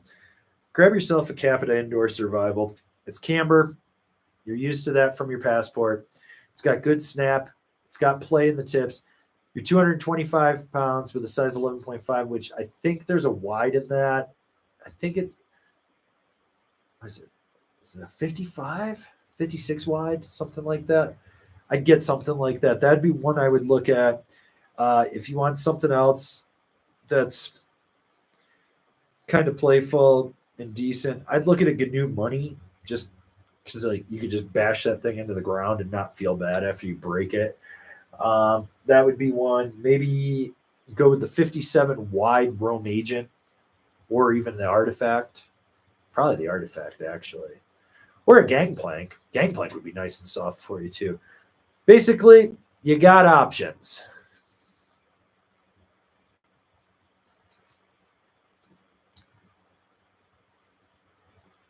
Ooh, Hano, would the new katana footbeds fit the old katanas? No. They changed the base plate around. I looked at it. It won't fit. But the trickle down from that is the footbeds from, is it the Trace? Might be the Vice. I can't remember. But there is a trickle down and the footbeds will fit it. T. Bart, Avran, do you ever ride Posy when you get out to ride your own stuff? I've been messing around with my stance this season, and it's been really fun to try to emulate the riding of the crew team. No, because my hips pop out. Like I have literally ridden like virtually the same width and angles for 20 years now. Anytime I change it, it tweaks like the hip flexor and I get leg cramps. It is not worth it to me.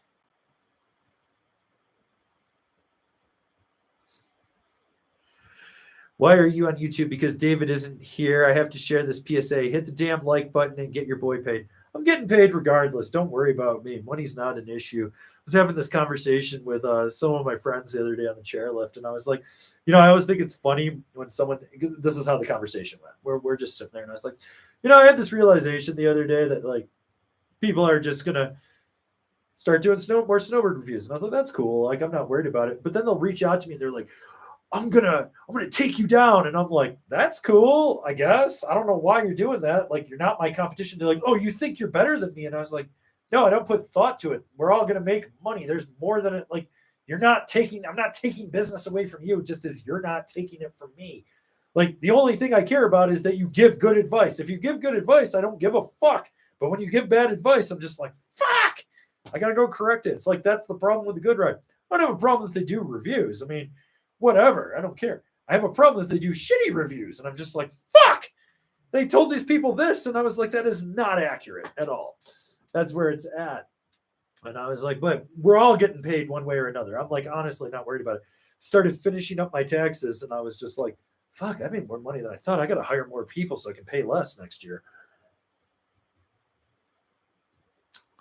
So, yeah. Okay.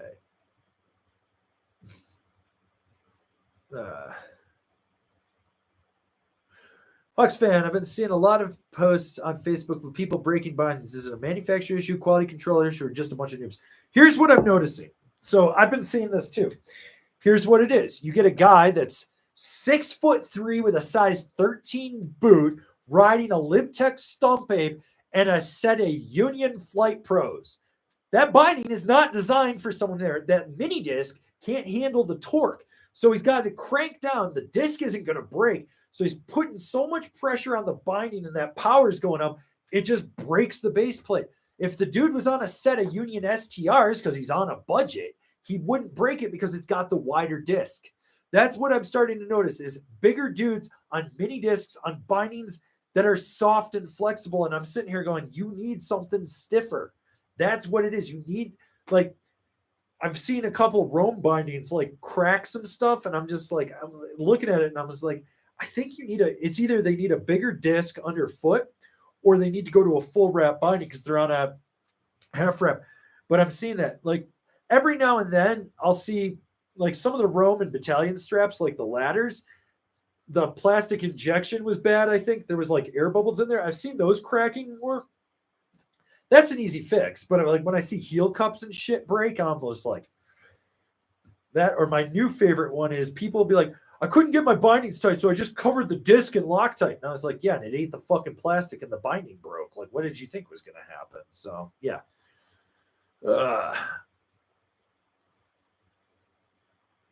Okay. Let's see what else we got here. All right. We got Shane C. Just broke my first Aux Tech toe strap on my cleavers, second to last weekend of the season.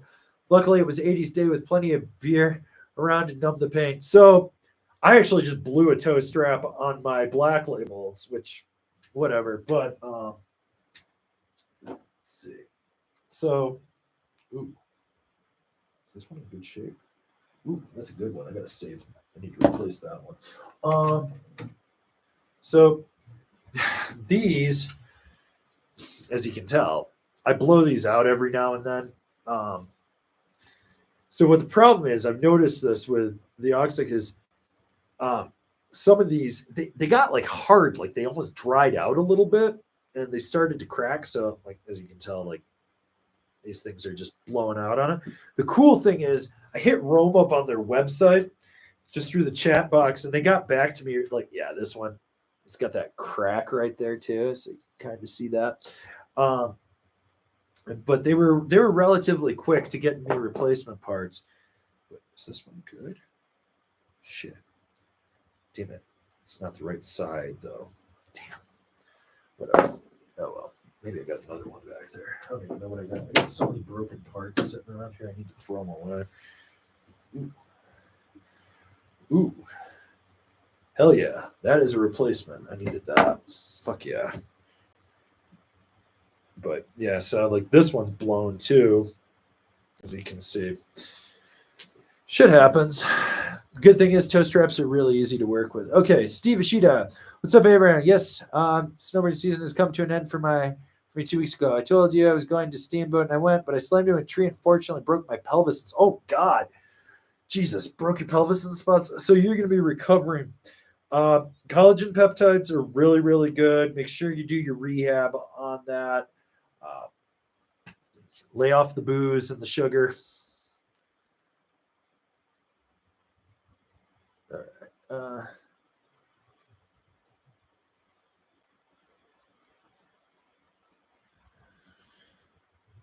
Ice on cow. Had foot pain in my new boots and realized my Remind insoles are sucking up too much volume. Foot pain was gone after swapping back to the original insoles. Any way around this issue? Heat mold them with those footbeds in, and that'll push everything out. That's one way to do it. The other thing is if you've got a belt sander that's mounted to a table, you can plane the bottom of it off. I do not recommend this if you've never done it before, because you're probably not going to put the right amount of pressure and that thing's going to catch and just go boom and shoot off. But if you've got a belt sander, what you want to do is you grab it by the side of the heel, take your other hand, put it down, spread out across the toe, and you go like this, right where it bends down and the belt's coming around. You basically grind it and pull it back, and you'll take like a millimeter off relatively quick. Okay. Let's see what else we got here. Daniel Nerano, I got a stone grind at my local shop, and the structure was not as pronounced as on my B side. Did they do a crappy job, or is Capita doing mega structure? Different machines, different stones that are cut different ways. The Capita one, you got to realize, like, so with a shop, they're probably cutting that stone just to take, because they're dealing with used equipment and stuff that's beaten on it. The Capita stuff that's a factory specific tune job, so it's a little bit different there. So you're never, unless you have your own machine that's specialized and you're not using, you're not hitting it with equipment that's got chunks missing and shit out of the edge and whatnot.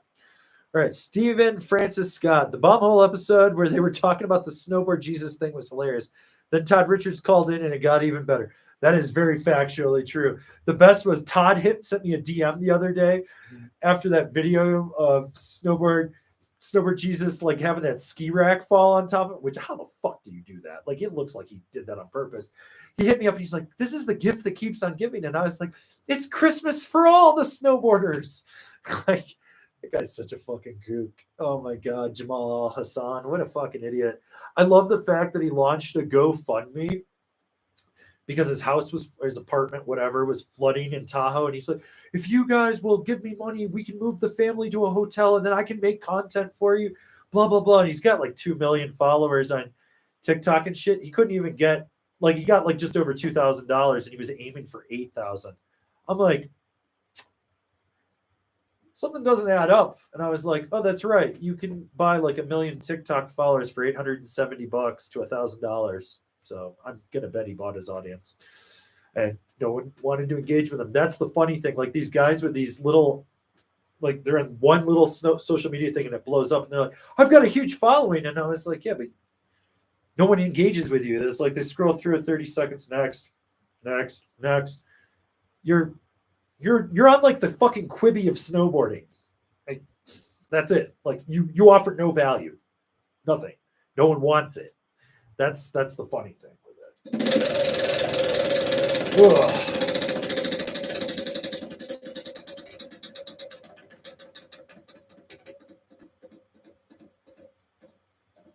Yeah, I'll eat some skiers, baby.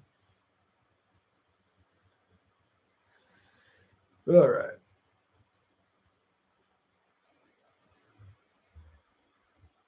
Okay, Brandon Sawada, 2023 Ride Berserker 153 available, 180 pounds carver inside her, ground tricks too little of a board, current quiver equals Gremlin 48, Nidecker Gamma Family 57, yes, typo 52. Yeah, you don't want that 53. If it was the 56, I'd say go for it. Robert Mills, what boot brands make the widest boots? I have Hobbit feet. 32, Nidecker actually has some wide-ass boots too. Deluxe, if you can find them. Burton makes specific boots for Japan, and they use a Japanese foot model for it, and the Japanese foot model is wider. The new next year, Solomon will have some new wide versions out as well. So you got some options there.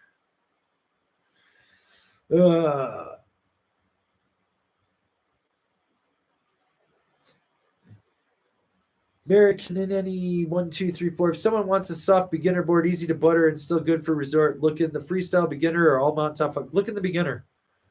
Those boards are solid for all mountain use. They're soft enough, but they're not super soft. They're not full blown noodles.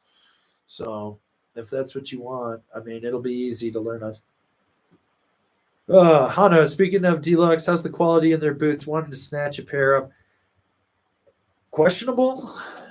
Sometimes I'm like, oh, that's sick. And then sometimes I'm like, the big thing is their liners. Like, they're just ancient. And you're just like, huh? What? like, this makes no sense to me. So, like, they use, so it's whatever. Yeah, it's just like their liners. All right, stay anonymous. Speaking of bombhole, why does Chris hate you, or is that a joke?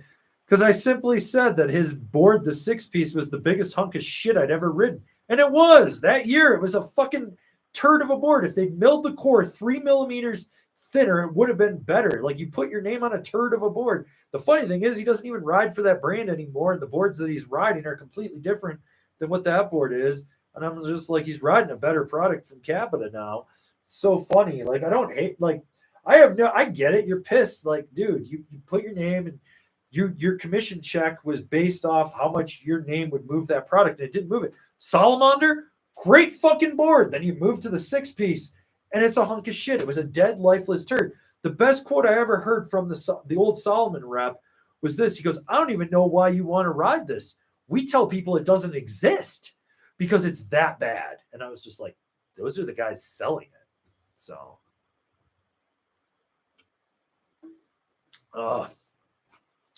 Shylinks, anything incredibly kooky happen at Copper lately? I got filmed by some very aggro girl that didn't speak good English on a Donic board and wrist guards that went up to here on her arm. Like, seriously. So she randomly scoots on with me and my boy, hits me in the head 3 times with the restraint bar. And I was like, leave it up. And she's like, it not safe. It no safe. And I was like, okay. Do you fall off your couch? Lean back. Couch no move. And I was like, you're right. It doesn't move. I know physics. And I was like, I'm sure you do. And so she's sitting there and she's running her mouth at me and she's trying to act like she's all superior. And I was like, first off, she's got like rental bindings on a Donic snowboard because it was USASA Nationals or whatever. So that means she didn't want to pay for a rental board. So she just somehow had bindings that sucked. Maybe they were, I don't know. She was like decked out in Montec and Amazon shit. So surprised she didn't have a turtle butt pad. So anyway, she's on this Donic board. And it's her, this little USA kid from Big Bear, TC, and me. And we were like talking, and she's just like cracking me in the head. And I was like, yo, stop hitting me in the fucking head, bitch. And so she's sitting there and she's like she's running her mouth at me and shit. And she's like, you think you're smart? And I was like, well, I think I'm not going to fall. She's like, it's unsafe. And I was like, snowboarding's unsafe. We're all going to die. Like, just get over it. It's fine. Lean back. You'll be fine. And she's like, well, I want the bar down. And I feel unsafe. And I looked at her and I was like, well, there's 3 other people that don't want it down. You just cracked me in the head 3 times. And you're the one that got on with us. And she's like, so we're going to keep it up. And she's like, it doesn't work that way. And I really wanted to say, maybe in the People's Republic of China, like that. But I was like, democracy. And the best is she looks at this little kid. And she's like, do you want the bar down? Do you ride with the bar down? And he looks at her and he's like, fuck no. He's like 10 years old. He's like, no, fuck no. Leave it up. I don't want to deal with this shit. He got it. So anyway, she's like running her mouth. And then she whips her phone out. And she's like, I film you. And I was like, okay. And we just go back to our conversation. And she's like, I'm filming you. And I was like, filming me doing what? Not giving a fuck about you. Flipped her off. And I was just like, eat a dick. So as we're getting to the top, she's still running her mouth and being a twat waffle. And I was like, you're going to fall getting off of this. So who gives a fuck? And sure than shit. So TC and I get off and go straight to Sierra. Little USASA kid like goes out. She goes out about 15 feet, turns 90 degrees, smokes a skier, and just eats shit and like explodes. Just fully fucking explodes. And I'm just like, and the best part is like the little USASA kid, he's like, looks at us, looks at her, watches it, looks back, and he's like, have a great day, guys. I was just like, oh my God, this little kid got it. But the best part is, while she was yelling at me, I look at her and I was like, she's trying to tell me I'm dumb. And I was like, you have wrist guards that go up to here on you. You don't even, and these were not new, like by any means. These were like the old design, probably from the 90s, maybe early 2000s. Like this was I looked at her and I was like, that wrist guard, if you fall on it, is going to break your forearm. And she's like, you don't know that. And I was like, no, I do. I've seen it happen numerous times. So I was like, they discontinued those. I don't even know where you got those. Like, those are not safe. You want to talk about safety? She's sitting there like screaming about safety and had no fucking helmet on. I'm like, but wrist guard. Shit was just fucking weird. The fact that she was using like the Donic tent, the demo tent for a rental, the thing was like this fucking wide too. Like her feet were like this. I just like the fact that she smoked a skier and the skier like even started yelling at her. He's like, "What the fuck are you doing?" It was fucking hilarious. Ugh, all right. Peter Heiskins. How do I know if my bindings are the right size for my boot? Well, that's pretty easy. So, here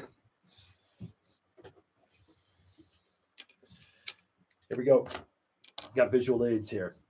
So, when you put it in there in the heel, you want to make sure that it's not doing this. That probably too wide, right? You want to make sure it's that.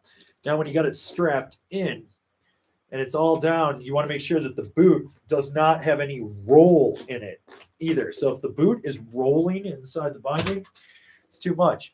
If your heel sticks out like this much and your toe sticks out this much, even with the toe ramp and the heel cup set up right, it's too big. Basically, like read the specs on the company's website or on the box of the bindings or whatever and see what they recommend. Put the binding in the boot, adjust it to where it needs to be, and you'll see real quick if it's too big in there. So, yeah. Following this up from Centauri2410, how do you know when foot pain is caused by boots too small or bindings too tight? Asking for a friend. Simple. If you're just in the boots and you haven't even strapped into the bindings and you're already getting foot pain, that's the boot. If the pain only exists when you tighten down the straps on the binding, it's a binding issue coupled with a boot issue. So that's what you go. So, yeah. All right.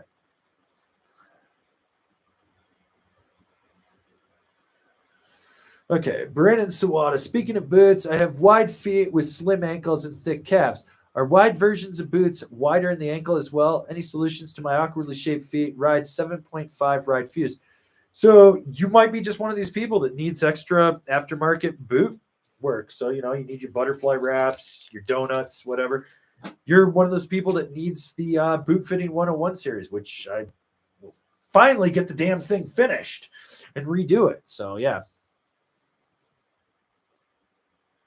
So, well, anyways. All right.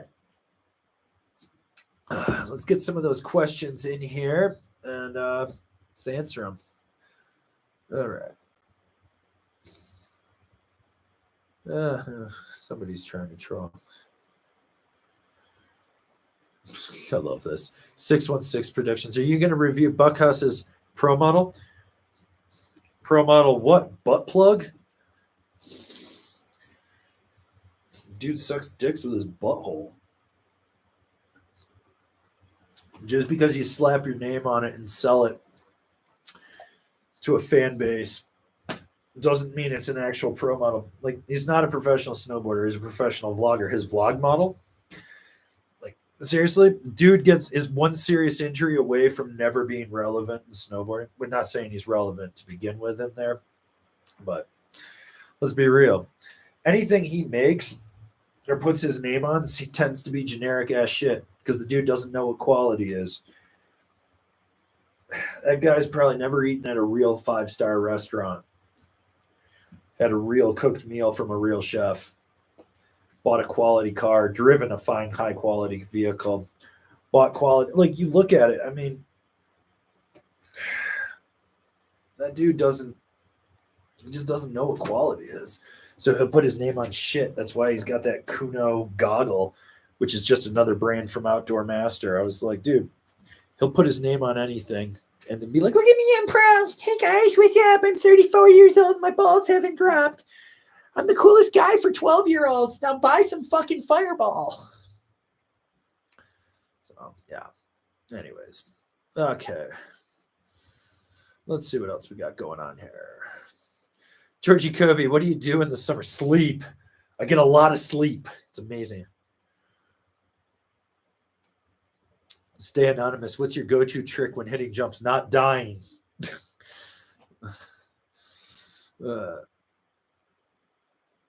Hawks fan, is there a reason some resorts are closing early even with the heavy snowfall in areas?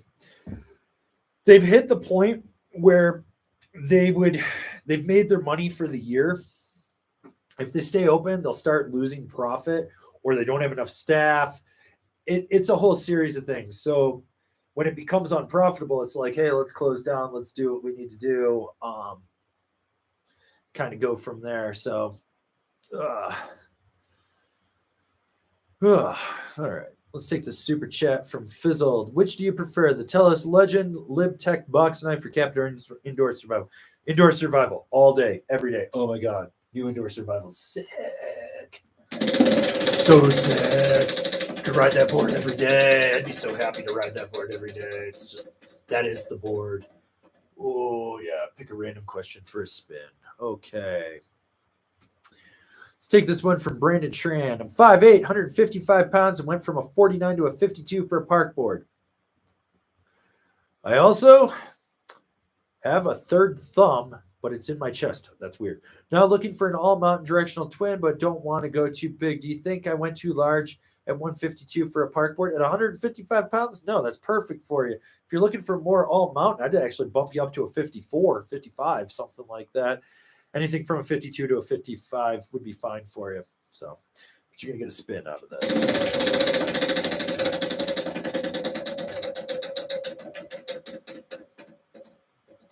That's right. Smash Pow. I did this morning.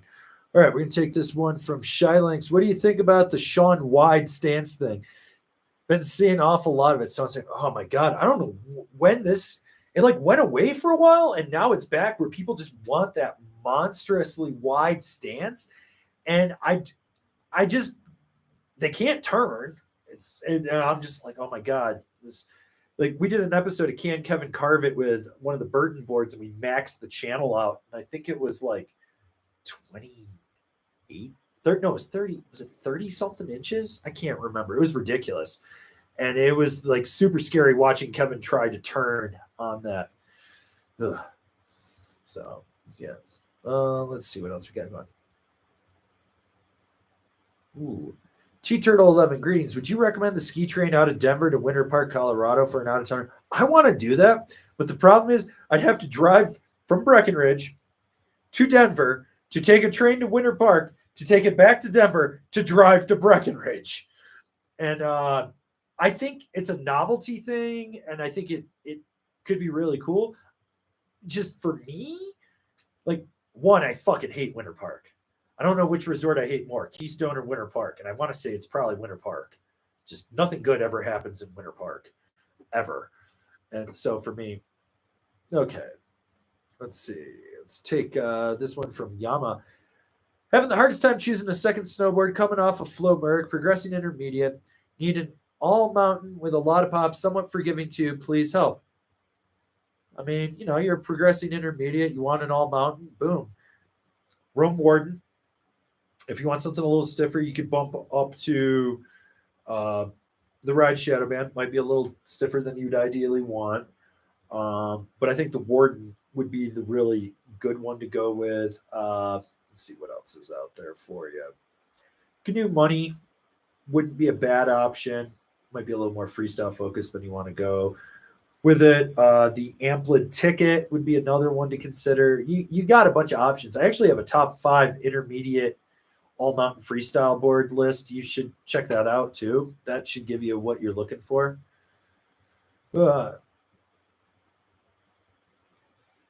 Okay. Leo, there are too many damn orcas. What's something comparable or better for POW entries to recommend to my friends? Tell us / Ride Psycho Candy, Rome Service Dog. Oh, let's see. What else? Battalion Camel Toe. If you want something stiffer, go to the Camel 2 as well.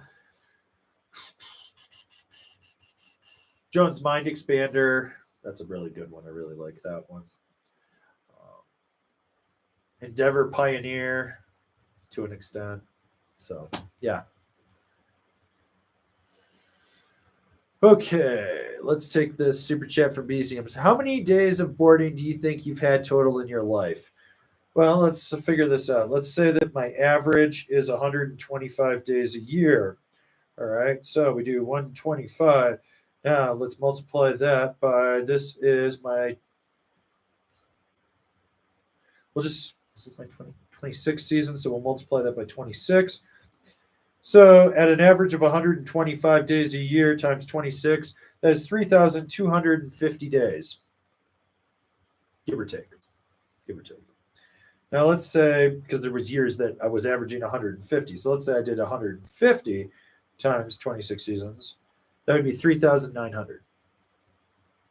So, um, I don't know. I always think it's funny when someone tries to argue with me about stuff, and I was like, if I literally have spent more time on a chairlift or riding a snowboard than you, like I've probably spent more time in a snowboard boot than I have a shoe at this point in my life. So, yeah. Let's give it a spin. Let's see what we got. Where are we at? Ooh, you get nothing. DZ, are you against beginner intermediate riders buying more advanced boards? Why? Would beginner intermediate be able to progress to let's say a KT Pass? Why the fuck do all you beginners just suddenly think I need to go buy the highest end thing because I'm gonna progress super fast? When all you do is then fucking hinder yourself, and then you sit around and you get pissed off. Then you quit snowboarding. That shit ends up on Facebook Marketplace. My friend buys it for $150 and rides it for the next fucking 10 years. Like, what the fuck? Was your first car a fucking Ferrari? No, it was a fucking like Nissan Altima or a Honda shitbox or something like that. You didn't start off with the nice car. You fucking had to work your way up while you learn shit because you fucking run into things and destroy it. All you're doing is hurting yourself. It's like the guy that left a comment a couple weeks ago that was just like, I bought a super DOA for my first snowboard and I can totally carve and do everything. And I was like, yeah, dude, you're fucking dragging your arms. You're fucking bent over. I watched a guy today, classic example of it. I think somebody's having a heart attack at the pizza place next door. The ambulance is out front. This guy, like today, I'm riding up Sierra Chair, fucking bent over at the waist, completely stiff, sticking his ass out, trying to turn on a fucking Apex Orca. Apex Orca. Dude bought an $1,100 snowboard and fucking couldn't turn. Couldn't see what bindings they were, but I'm going to bet it was probably step-ons. And it's like, Jesus fucking Christ. Buy the shit to the appropriate level. You can buy slightly above. Slightly. Like, there's nothing wrong with being like a progressing beginner and buying a low-level intermediate to a mid-level intermediate board, and you'll be fine.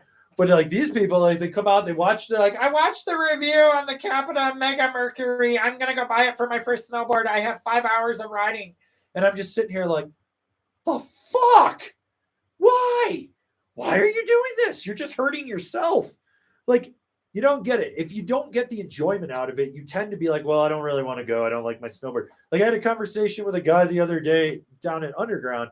You know, he went out and he tried the Jones Mountain Twin. I think that's what he was trying. But he's sitting there and he's like, well, it's better than the board I have. I was like, what do you have? And he has like a Magic BM, like a Libtech Magic BM.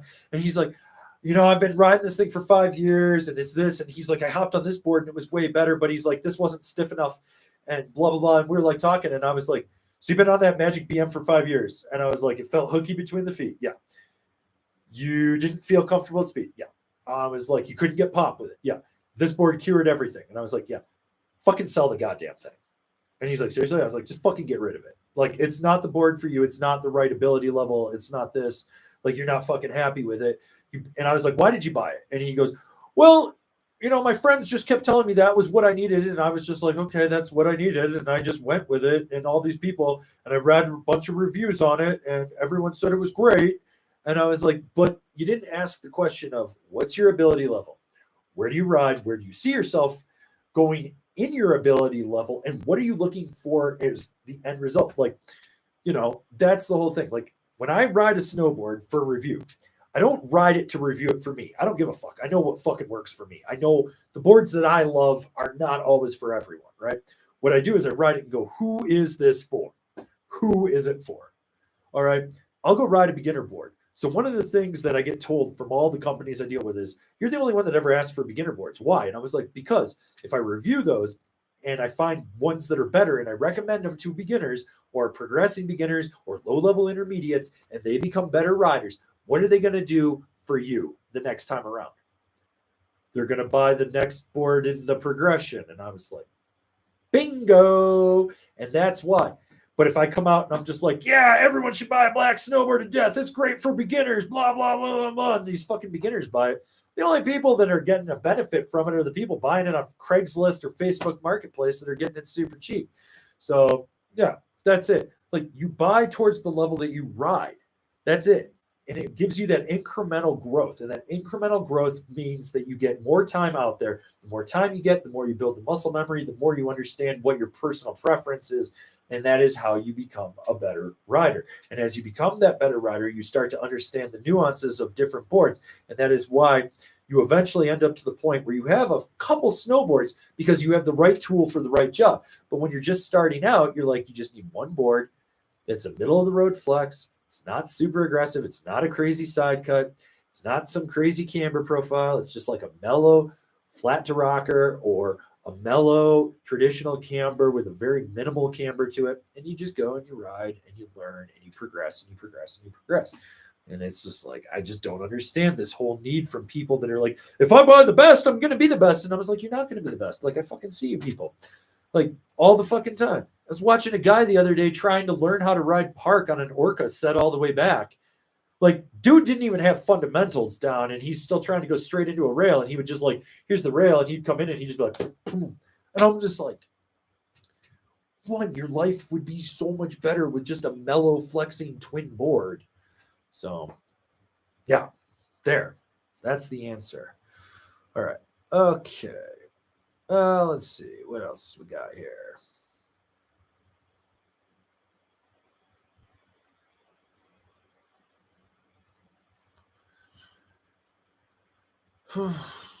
Okay.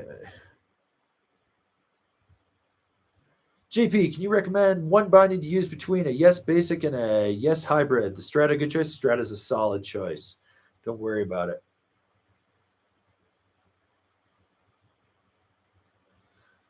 King, can we get a spin for each of your riding videos? How many more you want? You can get them. You're not getting a prize. I don't give a fuck. Come on out to Copper. All you fucking douche canoes that are like, you don't snowboard. You don't know what you're talking about. Strange. All my friends that are semi-pro snowboarders, reps, and everything have ridden and understand and value me and all these companies I work with. So, yeah. Come on out. Anytime. Offers always on the table. I'm not going to go fucking be a stunt monkey for people. What I'm trying to do when I'm out riding is not ride around with a fucking stick or worry about camera angles. I'm going out to live in the exact fucking moment. Some reason society just stopped living in the moment. You know what's great about living in the moment? You don't give a fuck about anything. You literally live in the fucking moment. Like today, I was coming down a run and I'm just like, I got to see if I can. And I knew that there was a double gap roller. And I was like, okay, I'm going to see if I can gap this. I've been coming up short all week. Fucking pointed it. Finally got the fucking thing so my back didn't take a hammering. But hey, you know what? Come on out. You want to say it? You know what the funny thing is? I've always put this offer on the table. I'll buy your fucking lift ticket. Meet me at Copper, non-weekend, because I don't do that weekend bullshit. I'm not going to go stand in line while you thumbjack your fart box with a fucking 100,000 mouth breathing idiots on Reynolds. Come on out midweek. You want to prove I can't ride? Come on out midweek. Offers on the table. Anyone. No one has ever taken me up on it. Strange. You think if you think I don't know what I'm talking about, that's on you. I always love the people that are like, you don't know what you're talking about. And then like a couple years later, they're like, you knew what you were talking about. I'm so sorry. I'm a fucking idiot. My theory on writing and reviews, that is more about the entertainment. If I'm telling you what it is you don't walk into your local shop and go, I need to see clips of you writing this because I don't trust what you're saying. So, but yeah. Anyways, the goal for next year is once or twice a month, we're going to have ride days at various resorts, and we're going to just meet up. I'm just going to go shred. We did one at Ski Cooper this year. We had 11 people show up. It was fucking awesome. We just ripped pow all day and smashed groomers. It was fucking great. So, yeah. All right. Got a super chat from Hano. Spin to win, eat pocket bacon. Oh my god, I could go for some pocket bacon right now. I did have bacon once today, though. I don't know if I need more bacon.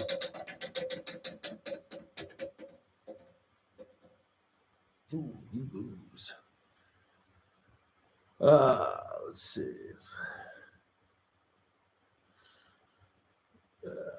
All right. Mary Kaneni, 1, 2, 3, 4. Have you tried the 23 Twin Pig War Pig? War Pig didn't change. I've got a Twin Pig in the other room. I've got that. I got the deep fake. I just rode the new burnout, which they like made it super stiff like the old Helix again, and then they gave it this weird like border crossboard tip, so it's like minimal rise. It's really weird.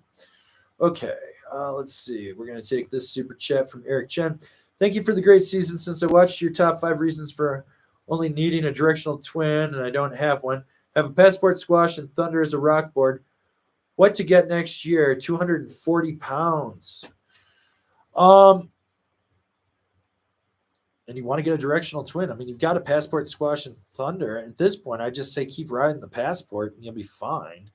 Thunder's doing its thing. Squash is good. I mean, passport's like this weird board that sits between free ride and all mountain freestyle. It's like all mountain free ride. You're fine with either of them. I really wouldn't worry about it too much.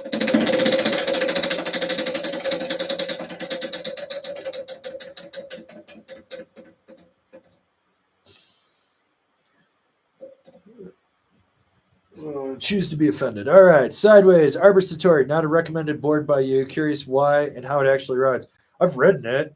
Arbor just, I don't know where my Arbor shit is. Like Arbor doesn't even know where my Arbor shit is. Satori's cool. It's, I only got a couple laps on it. So it was like just a quick, like just go rip with some friends at a demo day. Good pop, solid edge hold and stuff.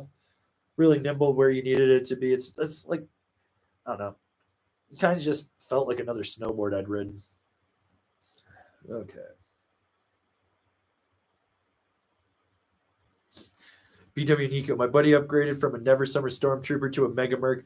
What's the best way to dispose of the board? Bonfire, wood chipper? Man, we don't need to make any more environmental waste with this shit. All right. Roger's son, thoughts on the Yes Basic board? It's a good like starter board, especially with the camber underfoot. It's got good edge hold. It's just like I can get on that board and have a good time on it, and it's just a basic ass snowboard.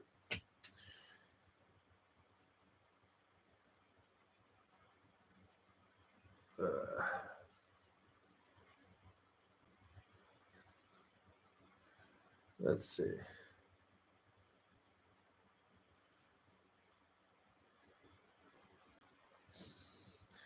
Andrew, would you go with the Travis Rice Pro or the Never Summer Proto Slinger? I'm 100% park, 25 to 30 foot kickers, and a bunch of rails. I go with neither of them, man. Fuck, there's so many better boards. Like, why would you go fucking buy a Never Summer turd? Because that's what they are. They're fucking turds with that turd ass camber profile. Like, you're hitting jumps. Get something with fucking camber and be a man. All right, let's see what else. Okay. Oof. Andrew Holton snapped my war pig today. Fingers crossed it's still under warranty. Topless top sheet broke, I bet. Ugh.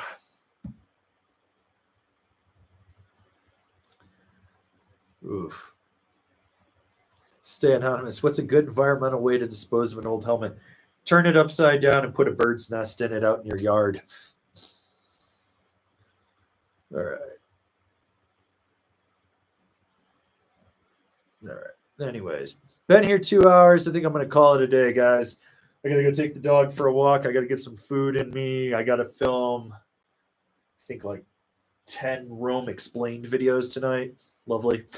Got to go do a bunch of that. So that's on the agenda. Anyways, thank you guys for tuning in. It's always a blast. I'll try to be back next week. I'm still thinking possibly Wednesday next week we'll do a little meetup. If I do, I'll pop something in the community tab on YouTube and over on Patreon and whatnot. So we'll see. But Yeah. So, anyways, that's what I think we're gonna do next Wednesday. Be a little meetup at Copper, maybe. Got to see what the weather's doing. Plus, I think USASA Ski Nationals is finishing up, which actually has been pretty dead for Snowboard Nationals. So, anyways, yeah. So we got that. New explained video on Monday. I don't know if I'll have a top 5 done this weekend or not. Probably not. Live stream next week. Like I said, kind of taking some time off. But anyways, if you're new here, remember to subscribe, click the bell, get those notifications. That way you're not missing any of these videos we got coming out for you. And, you know, if you want to support us, swing over to Angry Snowboarder VIP. Also, check out the Cultural Mystery link in the description. And you got today and tomorrow. There's the link to the Shred Foundation donation. $25 puts you in a raffle to win a full icon pass. So check that out. That'd be really cool. Get them some money.